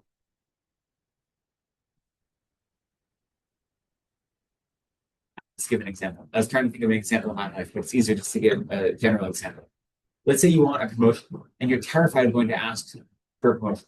It just scares you to have to go to your boss and make a case for why you deserve a promotion. But finally, you get all of your reasons together, you line up all your reasons, and then you go and you ask your boss. And then he says, no. Still, that act of getting over the fear of going to ask for that promotion is huge. The same thing if you're like auditioning for a play or for a part or trying to do something. You're putting yourself out of your comfort zone. You may not get a worldly result that you wanted, but the fact that you overcame that fear is huge if you can hold on to that and if you don't focus on the disappointment, right? So even in my life, my experiences have been whenever I've been uncomfortable with something, if I've pushed through it, regardless of the result, the worldly results, I've grown as a result. And by growing, then my comfort zone has gotten bigger. So the more I've leaned into discomfort, the more comfortable I have become with that discomfort. I realize that the discomfort is an opportunity for growth and for change and for transformation. And the Dharma is all about transformation. The Dharma is about a revolution that starts with our mind. And that's not going to happen if I don't ever push myself. You don't get a revolution by staying in your room and not dealing with reality, right? I mean, maybe you can. The great meditators do. But, great meditators go into caves and then they have huge revolutions. That's not me. My mind is not that strong. My revolution has to come with dealing with the world around me, And for most of us, that's the case. And then I use that time alone to then filter those experiences, right? For me, what's useful, I haven't done the extensive meditation retreats that others have. Like I haven't done a 6-month retreat, and the most I've done at one time is a little more than a month, like that. But any meditation I do, that's intentional, not like my regular meditation, but any special meditation I do. It's useful because it's an opportunity. Actually, I take that back. Even my daily meditation is useful as an opportunity to then understand what's happening in my life, right? I go out and I live in the world, whether it's coming to here or going to the monastery or going to debate, any of these things. Wherever I deal with my family and my friends in America and the UK, all of my worldly experiences, I bring them into my meditation and I use the meditation to make sense of them. I use the meditation to make sense of my responses, to look at the places where I fell down, where I could have acted better, look at the places where I actually was following a spiritual path and I rejoice in the virtue that I created. I rejoice in the growth that I've had through my practice. But my meditation is a tool that allows me to understand what's going on in my life, right? I use it to improve my mind. So I use it both to analyze, understand, and then improve. It's not doing just one thing. And so if we have this opportunity to go do extensive meditation, that's great. But even if we don't, we can bring that practice into our everyday life. But we need those worldly experiences, most of us, to use as the gristle for our meditation, right? In isolation, it's very hard. For me, at least.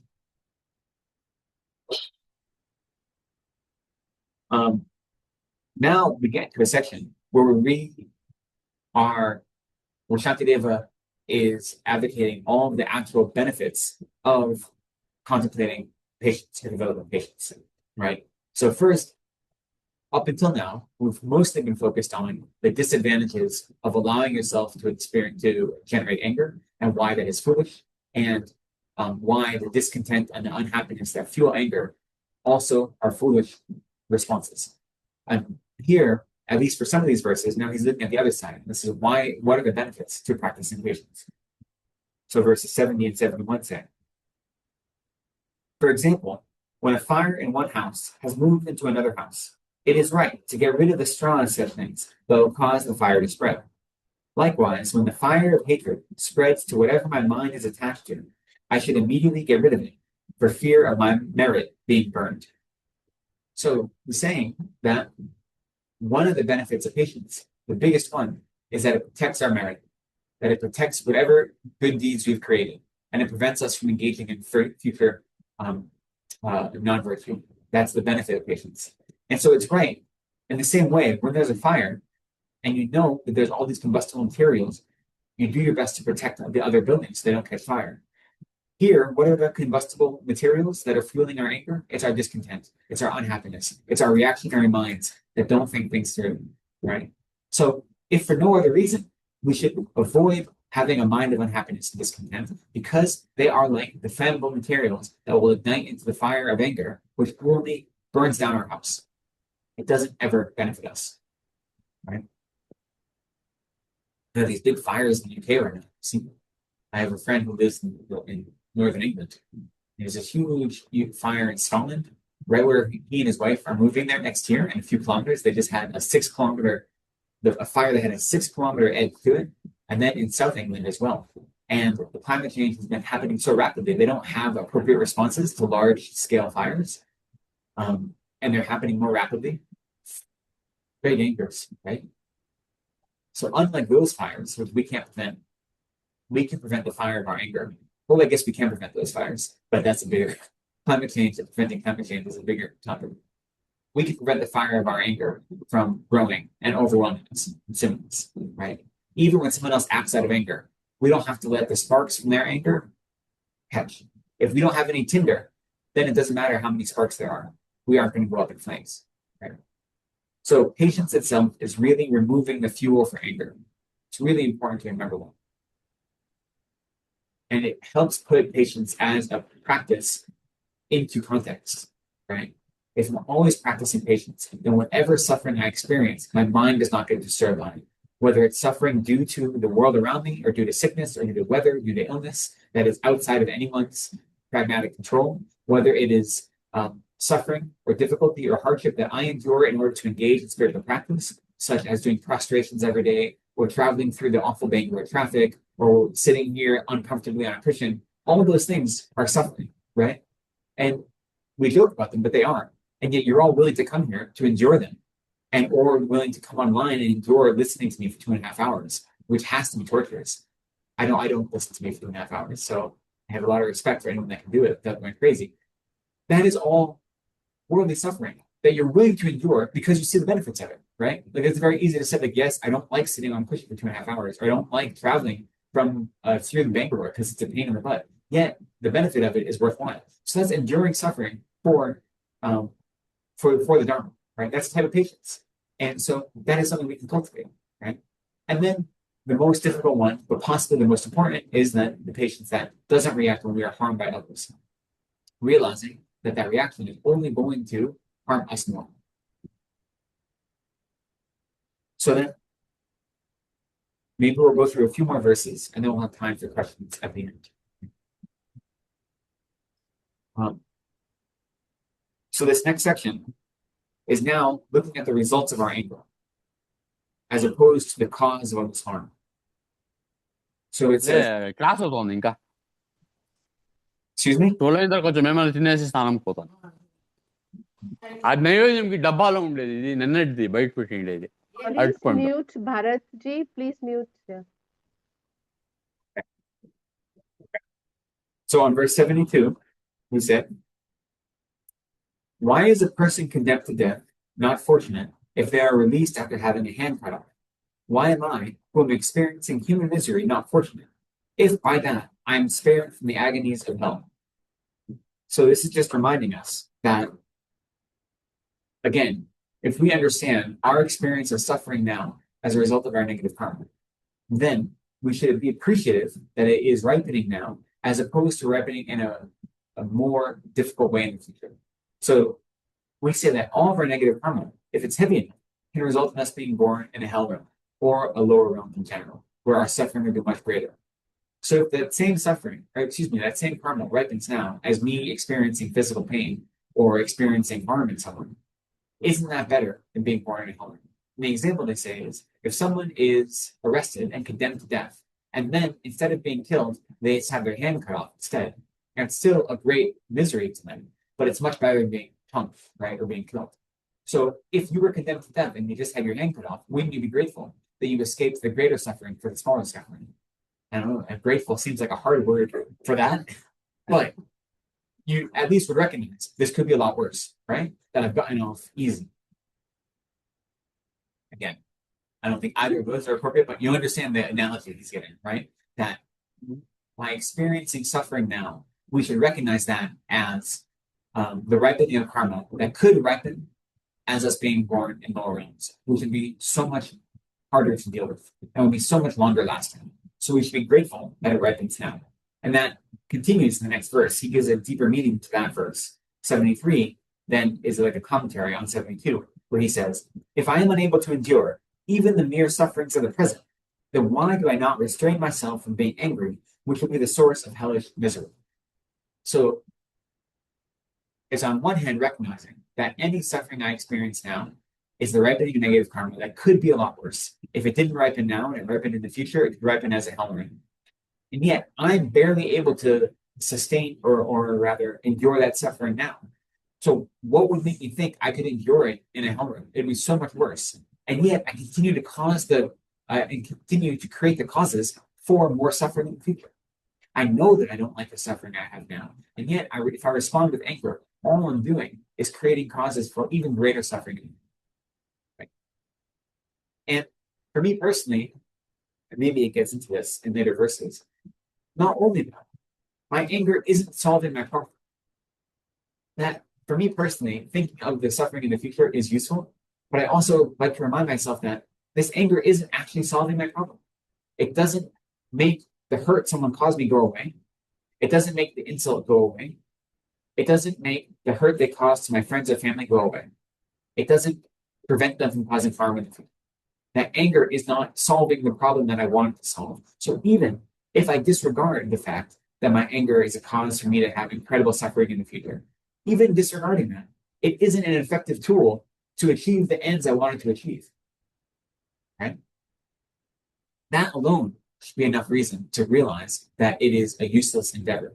And then when you add on to that, instead of actually achieving my goal, all it's doing is causing harm in the immediate moment and in the future. Then that is like, even more reason not to practice it. For me, that's my first go-to. When I experience anger or any strong emotion, afflicted emotion, my real first response is, when I notice it, I say, is this doing what I want it to do? Or what is my goal with this experience of jealousy or desire or anger or, any of these things? And is this mind actually leading me towards that goal? And it never is. All it is my self-cherishing acting up and causing me to experience these things. But until I take a step back and look at it, I don't realize it. Right? So that's for me personally, that's the most useful. This is very pragmatic. If I'm angry right now because someone insulted me, is that going to repair my heart, my experience of discontent? Is that going to stop them from insulting me in the future? Is that going to make others see me in a better light and disregard their insults? And it never does. It never serves the worldly goal that I wanted to serve. So why would I expect it to ever be better than that? You know?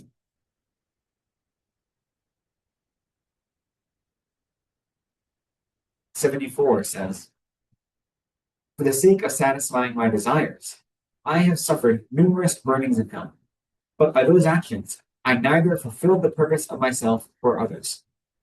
Yet now, since great meaning will accrue from harm which is not even a fraction of that, I should indeed be solely joyful towards each suffering that dispels the harms of all.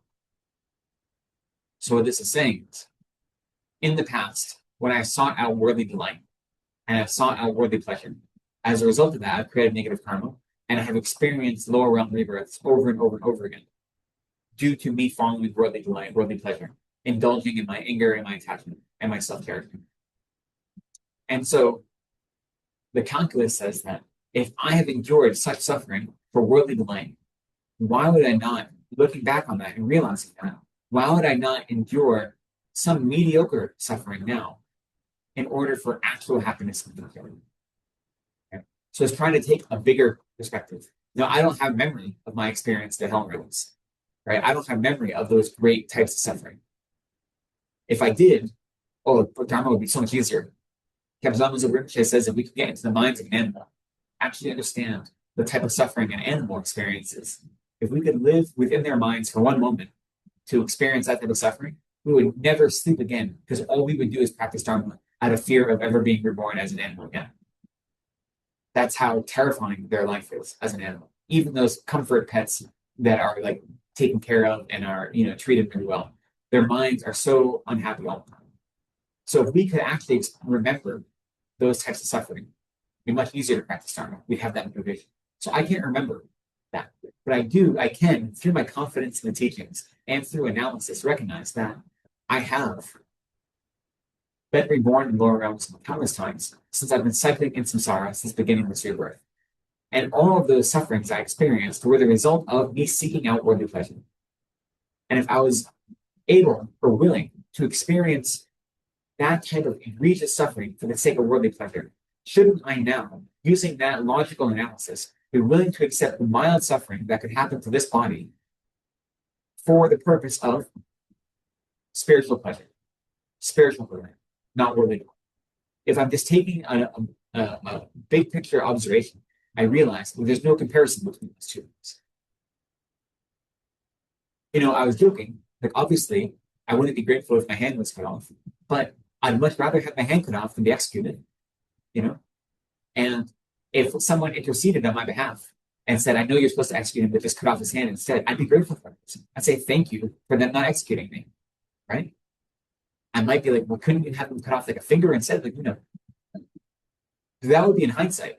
If you're standing on an execution platform with a noose around your neck and someone says, I'm going to take this noose off, but I have to cut off a hand, you'd be like, thank you so much, right? And then only later would you get bitter and angry and then have that resolve change. But in that moment, you'd be so happy not to be executed. So we joke about it because it is a silly analogy, but it's also very vivid and clear that we know that what that gratitude would feel like, at least in that moment. So why am I not willing to accept mild suffering now? Even when we say mild, again, when we have an understanding of the suffering that exists in the lower realms, the most egregious physical or mental suffering we might experience as human beings is nothing compared to the type of suffering, whether it be mental anguish or physical anguish, that we can experience in other types of rebirth, right? Which isn't to diminish our experience of suffering. It's not to say that your suffering isn't real or valid, right? Your suffering is real and valid, but it could be a lot worse. And so isn't it beneficial to then accept that suffering now and recognize it as purifying negative karma to prevent you from greater suffering in the future? Again, this is an attitude that we study for ourselves. But if I look at someone who's suffering, I shouldn't say, suck it up, it could be worse. That's not useful, right? That's not a useful way to go about engaging with relations with others. But for my own practice, that's a useful attitude to have. Right? So a lot of the actions of Bodhisattvas and trying to model our lives after Bodhisattvas is how to change our minds. It's not how to force our understanding on other people. It's so important. I know I say it over and over again, but it's easy to misconstrue it, right? I'm not telling you that you should deal with it, you should suck up your suffering and be happy with it, because it could be worse. Because me telling you that, I am telling you that because I'm sitting here on the throne. Well, that's because you're in this context of studying this teaching. I'm not going out in the world and saying that to people who are suffering, right? Because it wouldn't be useful. If it was useful to them, if I knew that me saying this to someone would help them, then okay. But for the most part, that's not helpful. That's not what people want to hear, especially if they aren't Buddhist already, and if they don't already have a predilection towards this type of spiritual understanding, right? So then you have to find a way to help them within their own worldview. But this teaching is for us, for me to tame my mind, you to tame your mind. So that's when you tell yourself, this could be a lot worse. I'm grateful that I'm experiencing the suffering now, because even though it feel unbearable, it could be a lot more unbearable. And the fact that I'm able to even look at the suffering and endure it means it's not unbearable. It means it may feel that way. I may have moments of great despair. I may have moments of feeling like everything is overwhelming. But the fact that I can even analyze that shows that it's not overwhelming, that I have the capacity to move through it and to use it as a way of part of my spiritual practice. Right? So shouldn't I indeed be joyful towards that suffering which dispels the harms of all? So this is reminding us that the reason we suffer now,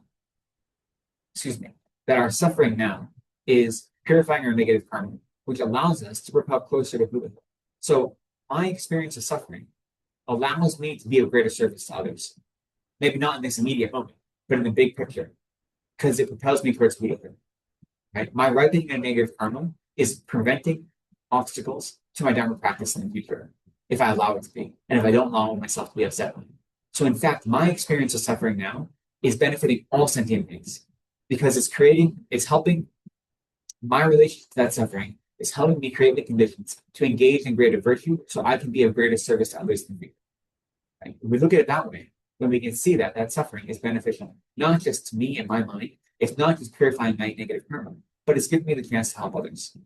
It's the same way you could say, like when you win a lottery, if you win the lottery and the lottery, you just take that money to help you, or if you take that money to help others, it's the same experience. But as someone who wants to help others, instead of being grateful that I have a lot of money, I'm grateful that I have a chance to help. I have the means that allow me to offer physical support or worldly support to others, right?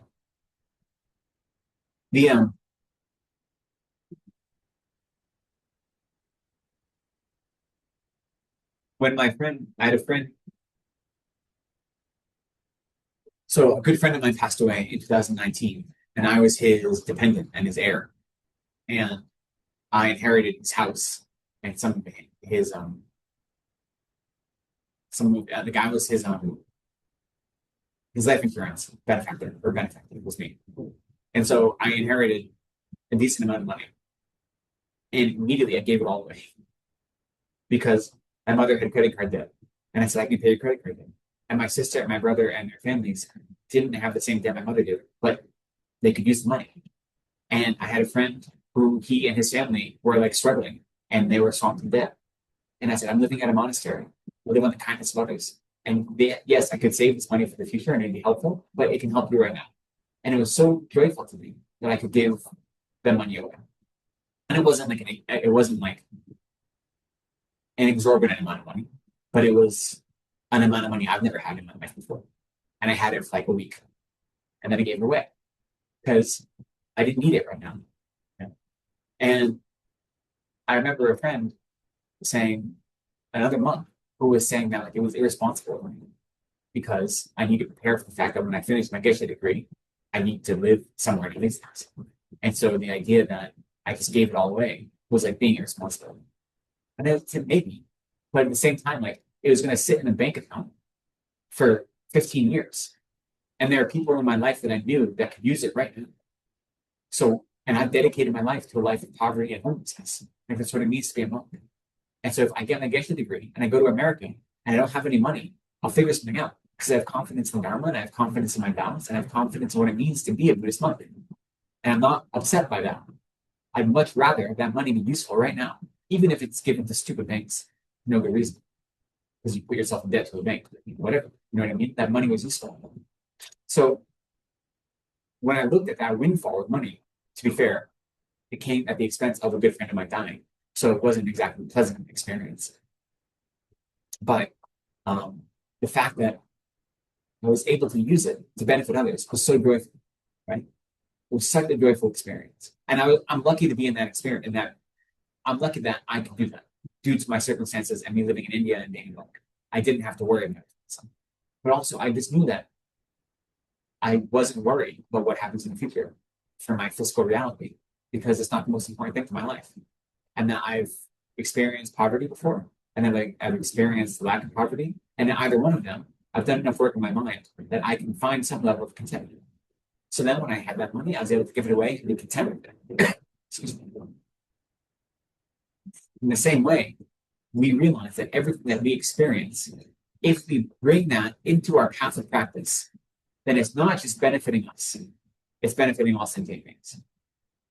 So whether I'm experiencing harm and suffering, if that suffering is used as part of my spiritual journey, as part of my growth, then that harm becomes a source of benefit to all sentient beings because my goal is to benefit others.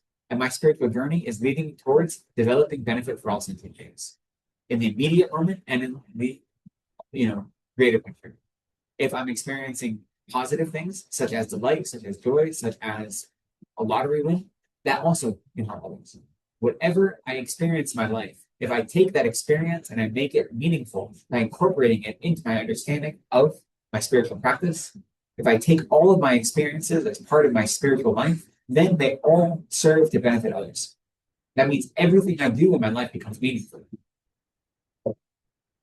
If I can make sure that everything I do is guided by compassion and bodhisattva to the best of my ability, then whatever my actions are will become meaningful actions. They become actions that are for the benefit of other sentient beings. And it may not be benefit that I can measure, it may not be benefit that I can quantify at this moment of my life, but it's still benefit. Right? I can make every single moment of my life meaningful if I dedicate it towards helping others. Whatever obstacle I experience, whatever joy I experience, whatever meditative breakthrough I experience, whatever depression or obstacle or difficulty I experience, all of those can be fuel for me to improve in my spiritual journey. And therefore, they can be a benefit to others. Every single moment of my life. And so even my experience of suffering, even my experience of harm right now, can be looked at as a source of benefiting others. And therefore, if I look at it that way, I should have joy when I experience harm. Not that I should go seek out that harm, but I should say, you know what? This harm right now that I'm experiencing, whether it be at the hand of someone else or whether it be due to unfortunate circumstances, that harm is ripening negative karma. By ripening it now, that means it's not going to ripen in the future. That means I'm clearing the path to Buddhahood for myself. I'm getting rid of the thorns, I'm getting rid of the brush, I'm getting rid of the obstacles that could make my life more difficult in the future. I'm making my path towards Buddhahood faster and more direct. And so therefore I should have joy. Because that doesn't just benefit me, it benefits all sentient beings.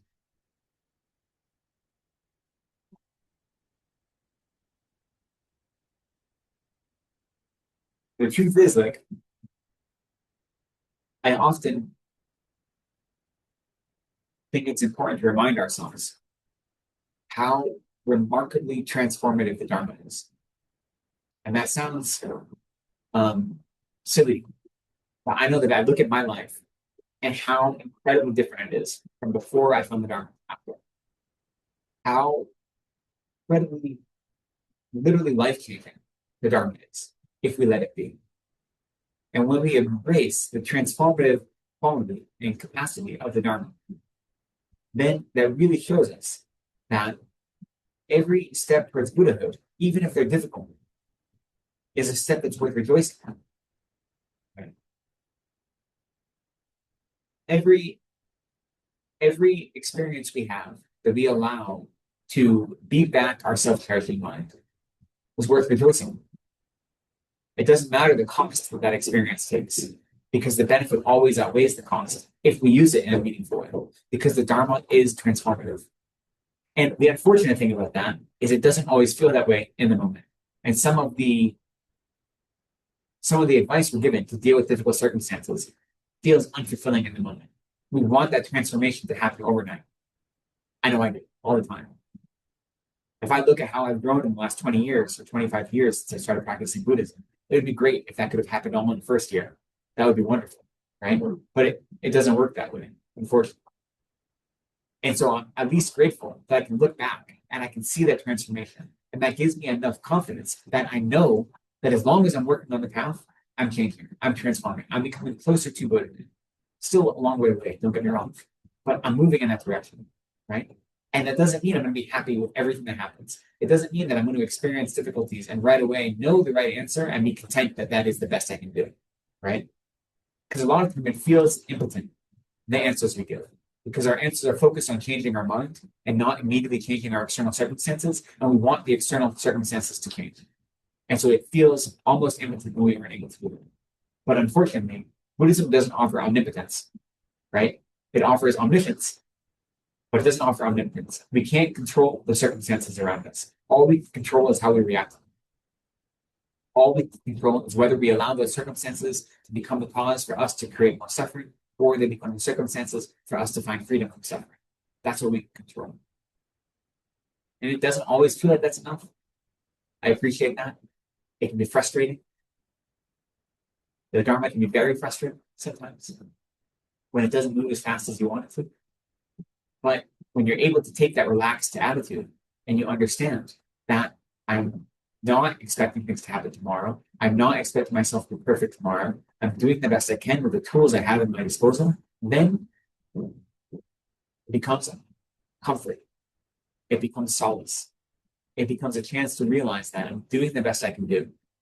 And it doesn't solve the world's problems, but it gives me a chance to understand them in a way that doesn't create more suffering than is unnecessary.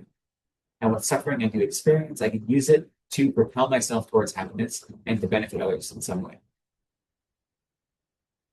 Okay, maybe that is a good place to end today. If we have any questions, let's take some questions.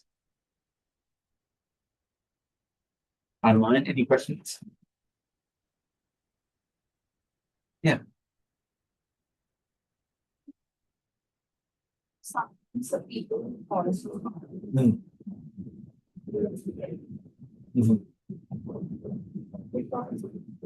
because it's a law, so depend on them for survival. How do you like that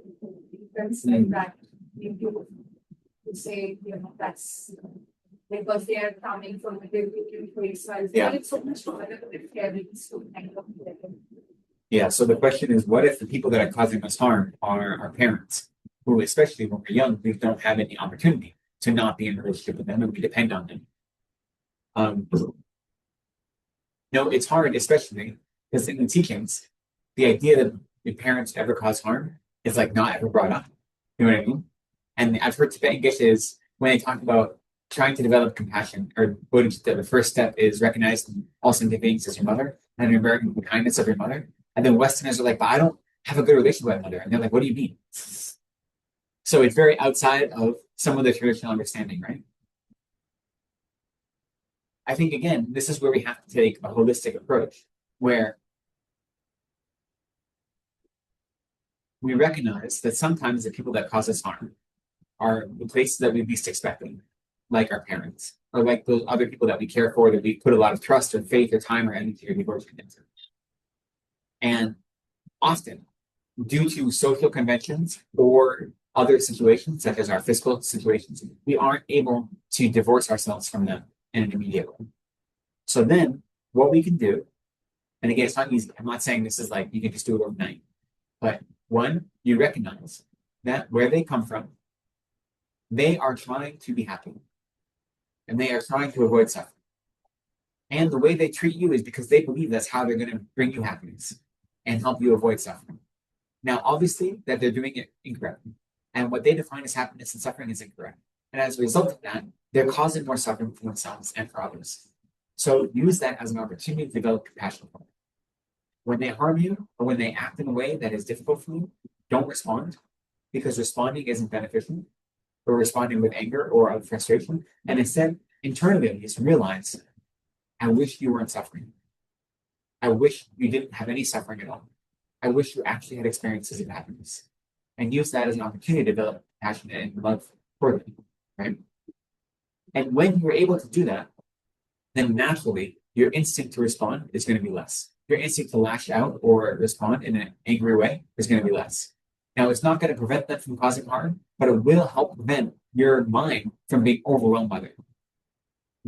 And it goes to what this chapter was saying, is that if we really the verses we didn't get to later, it's going to talk about if we really are trying to develop Bodhisattva, right?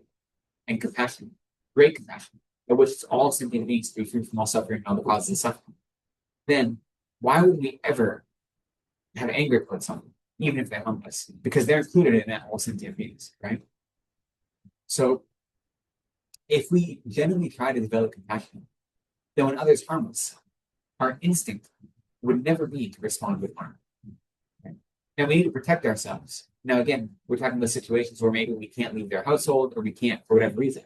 So then take whatever psychological or emotional steps you can to prevent greater harm from happening.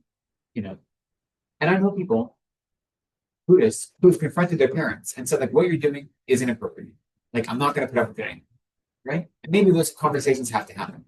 Though I also know that, like, if I ever told my mother that, she'd be like, screw yourself. You know what I mean? Like, it would not have been useful, right? So we have to know the pragmatic realities we're in and say, okay, this is the situation. What is the best I can do externally to make it as good as possible? And then once I've done that, the more important work is internal. And I have to recognize that this is coming out of their own suffering. It's coming out of their own grief. And because of that, I can wish they've never experienced suffering and allow it to be a source of compassion. And that's not, like I said, it doesn't feel like it's an immediately satisfying answer. And I apologize for that. But it's sometimes you realize that when you apply yourself to that, then it becomes easier. And again, as an example, so I've talked about this before, but when my mother was in her dying process, dying of cancer, over the course of a little over a year, and I took care of her, and I went home on 3 different occasions to take care of her. And I was her primary caregiver during that time because my sister and brother had full-time jobs and we couldn't afford other caregivers. So the 6 weeks, I was home in 6-week blocks, and I was in literally 24-hour care of everything she needed. She was so angry. The first time I went home was right after her diagnosis, and she treated me horribly. Not because she was mad at me, because she didn't want to die. She was terrified of dying, and I was there. So I was the one that received all of her anger, all of her blame, everything. And it was hard, right? And I dealt with it. And luckily, I've done enough work that it didn't let it affect me. But it involved effort. It wasn't effortless, right? I had to look at her as she spewed vitriol at me and work to hold love and compassion for her and realize where it's coming from. And I'm fortunate that I was able to be there for her in that time, but it was hard, right? Then later, I had to come back to Sarah to take some exams. I went back, and her condition had degenerated, and the cancer had metastasized to her brain. And she was even worse, except she had no control over her mind, because literally she had holes in her brain because of the cancer. And it was so much easier because you realized you're not in control at all over it. You're acting so horribly, but you have no control over it. And so, again, the logical part says, in the beginning, she also didn't have control over it. It was her fear and her anger and her delusions that were causing her to act that way. But those were harder for me to see, right? In the later time, when I knew from a biological perspective that she was experiencing, it was very easy. And it was so much easier to navigate her vitriol and her anger because it was so easy to see. You're not in control.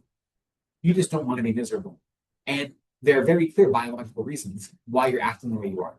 So it was so easy for me to be with her the last 12 weeks I was there as she was dying and not for a moment be upset when she treated me horribly, right? Because it was so clear. You're not doing this on purpose. You have no control over what you're doing.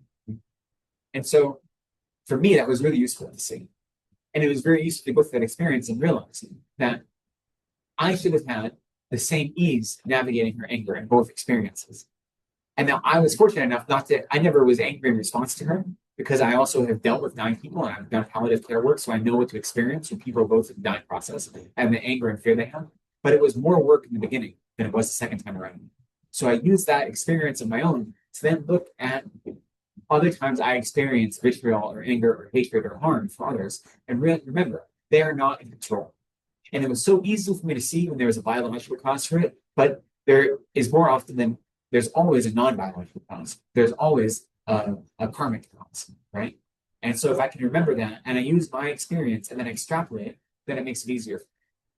So for me, that was a beneficial experience, right?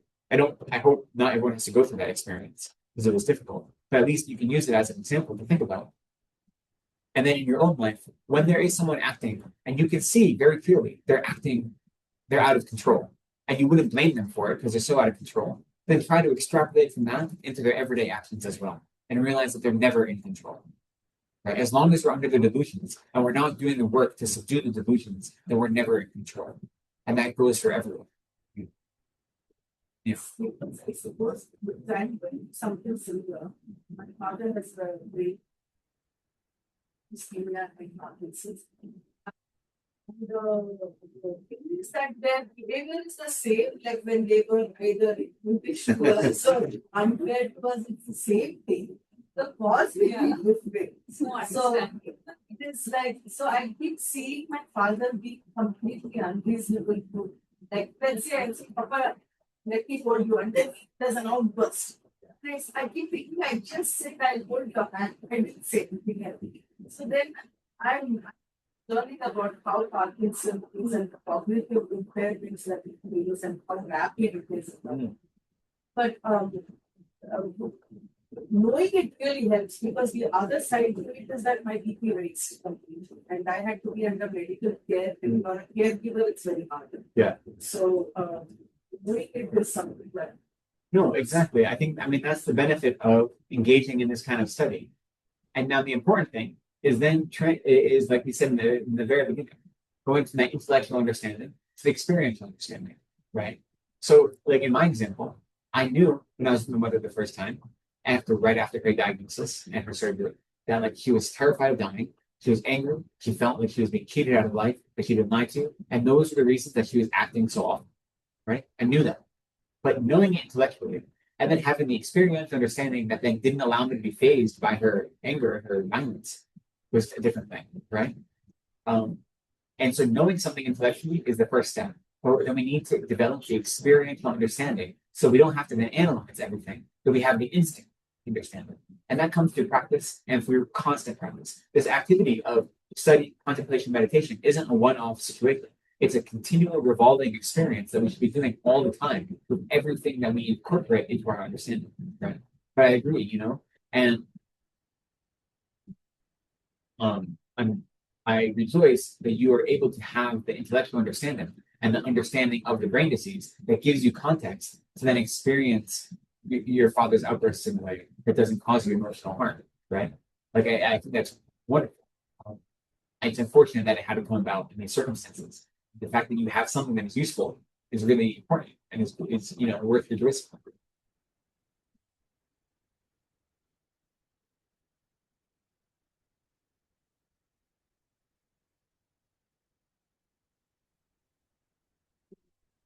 Yeah. As long as you keep reminding yourself of that. Yeah. I go back to that. I go back to that, but it's in the moment. Yeah. Well, that's the difference, right, between intellectual and emotional, right, or experiential. The intellectual says, I understand that my mother grew up in this circumstance, and this is difficulties in her life, and this is why she behaves the way she does. Or not to them, anyone, right? Like I understand that these are all the causes and conditions. Their life is different than mine was. But then in the experience, when I'm experiencing harm, you forget those things because you're focused on yourself only, right? And so, because that's how the self-cherishing mind works. So through the practice of, on one hand, working to subdue our self-cherishing mind, independent of other people in our life, then on the other hand, trying to develop the experiential understanding that allows us to react to others' harm with compassion, understanding that their harm comes from a place of their own ignorance and their own delusion.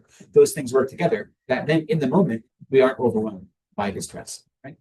But it's a process. And one day you might deal with it great, and the next day you may lose your shit. Like that's what happens. You know what I mean? It's not like, it's as long as we're samsaric beings, we're doing the best we can, And the brain, something. Yeah. Yeah.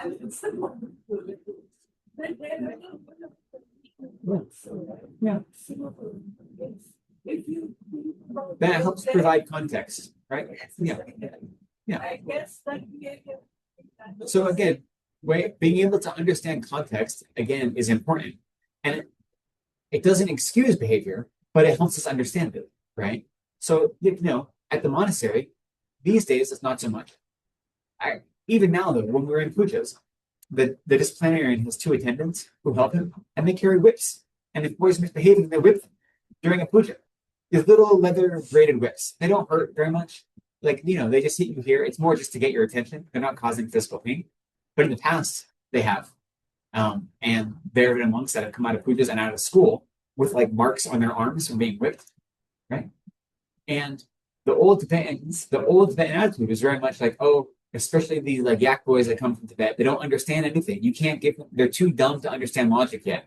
They only understand physical corporal punishment. And then eventually they'll understand logic, right? That's like the attitude, the old school attitude. And you see that, I don't know about Indian parents, but in America, up until, maybe 40 years ago, corporal punishment was very learned. Of course you're allowed to hit your kids, you're allowed to beat your kids. That's how you get that discipline, right? Right. But so my point is though, like when you're raised in an environment where that's what you're taught the whole time, of course they're going to behave that way, right? If you're taught that the only way to discipline your children is by beating them, or if, that was let's say your parents, the way they were raised, then when they act that way towards you, you understand it. It doesn't mean it's right. It doesn't mean you excuse it. It doesn't mean it's justifiable, but it gives you the context to understand it. And that context is a useful first step to not letting it affect you emotionally, right? That's the important thing. So as you're saying, when you look at someone's whole life history, it gives you the context that doesn't excuse bad behavior, but it puts it in, it gives you a great understanding of where it comes from, which makes it easier to develop compassion and then not react to it immediately, right? So context is really important. Venerable, there's a question in the chat. Okay. Should I read it out? I think Jyoti has asked this. How is courage helpful in aiding patience? How is courage helpful in aiding patience? I don't know if courage aids patience as much as courage and patience go hand in hand and they are mutually reinforcing, right? So we talk about the life of a Bodhisattva as someone who is courageous, as someone who faces suffering and willingly works to eliminate the suffering of all sentient beings. Patience is one of the tools and one of the mental capacities that allows them to be courageous. So courage, willing to look into the dark and difficult aspects of your experience and not be afraid of them, or willing to lean into that discomfort anyway, knowing that it's going to be hard to navigate. I don't know if it aids your patience as much as it goes hand in hand with patience to create a more holistic experience that is always focused on virtue. I mean, they are mutually reinforcing, right? So the more courageous you are, then it makes it easier to develop patience. And the more patience you develop, it makes it easier to lean into discomfort, like I was talking. If you've developed a great amount of patience, that whenever you experience suffering or harm, you don't immediately react with anger or discontent, then it makes it much easier to go into those things that scare you, right? So to have courage to do that. So in that way, patience can increase your courage. Your courage itself, I don't know if it increases patience, but it becomes a mutually reinforcing exercise. Venerable. Yeah, I'm having a hard time hearing from this computer. Okay. Okay. I don't know if this volume can be turned up. Better? Yes, that's better. Thank you. Yeah, I think my earphones are slightly defective. So this is not on patience, but on the prayer. Can I ask you a question? A line has been in my mind for some time. Sure. So this line face Dakini, we say a line saying holy space to use holy yoga was using space. So is it very complicated, or I keep wondering. I can understand holy yoga, but using space is something which is it like space, or is it talking about emptiness, or is it, or we can just let it go, or I don't know. Let me look the difficulty is if I don't have the Tibetan in front of me, and I haven't thought about the Tibetan. Next time, maybe any other time when you feel it's appropriate to explain. I mean, I don't want to take everyone's time. So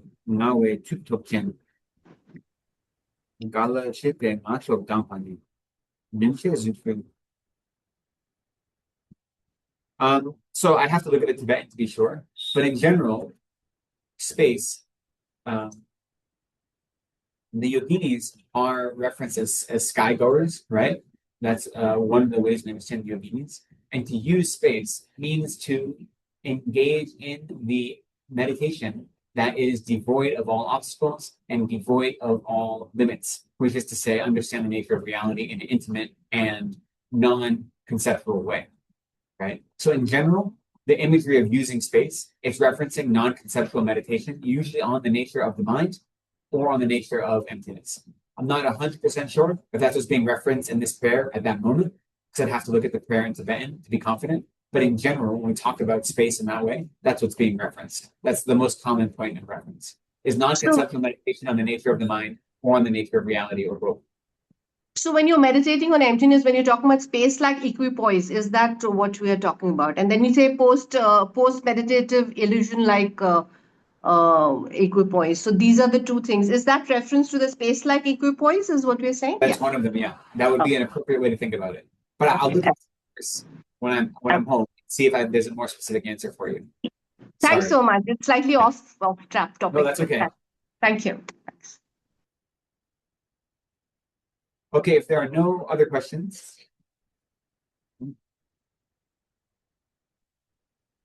Okay, so then thank you all for spending this time with me today. Let's take a moment to dedicate our merit. So we want our practice to be virtuous in three ways, or three times. It's virtuous in the beginning by setting a strong motivation. It's virtuous in the middle by engaging in undivided focus on the teachings of the Dharma. And it's virtuous in the end by dedicating whatever merit we've accumulated. We recognize that through the practice of study and contemplation, we have generated some good karma. And instead of wishing for that karma simply to ripen on ourselves alone, we develop the wish that karma to ripen on all sentient beings, especially those sentient beings who are under the throes of anger and hatred, that their anger and hatred might be calmed. All sentient beings experiencing suffering, their suffering might be remedied, their mental anguish might be dissolved, that those sentient beings who have died may quickly find perfect human rebirths and meet Mahayana virtuous friends, and that we ourselves might become perfectly realized Buddhas so that we might work to liberate all sentient beings from suffering. So with this dedication, we'll offer some dedication prayers on page 235 of the Golden Prayer Book.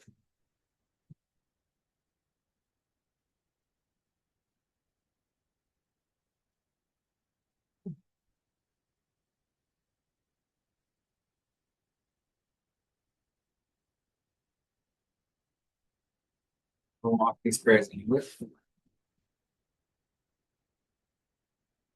Due to the merits of these virtuous actions, may I quickly attain the state of a Guru Buddha, and lead all living beings without exception into that enlightened state.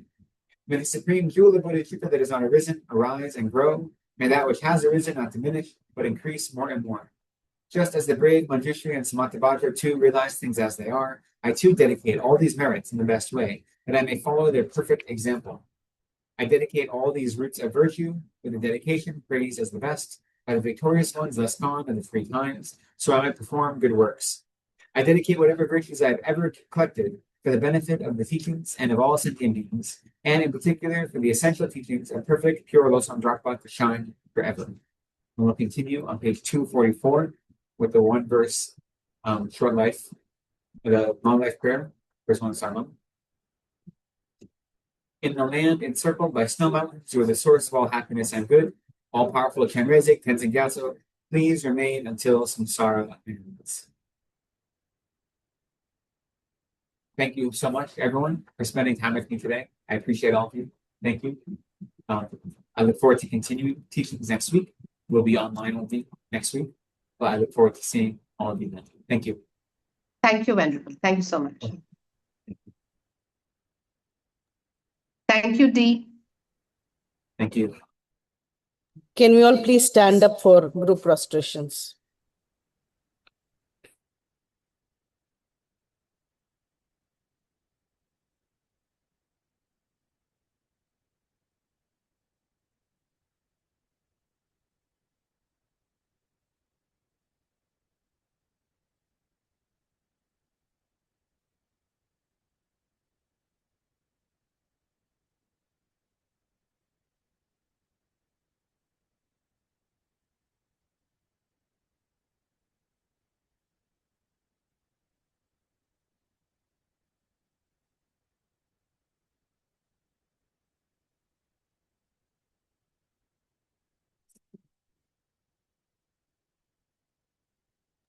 Thank you all. See you next week.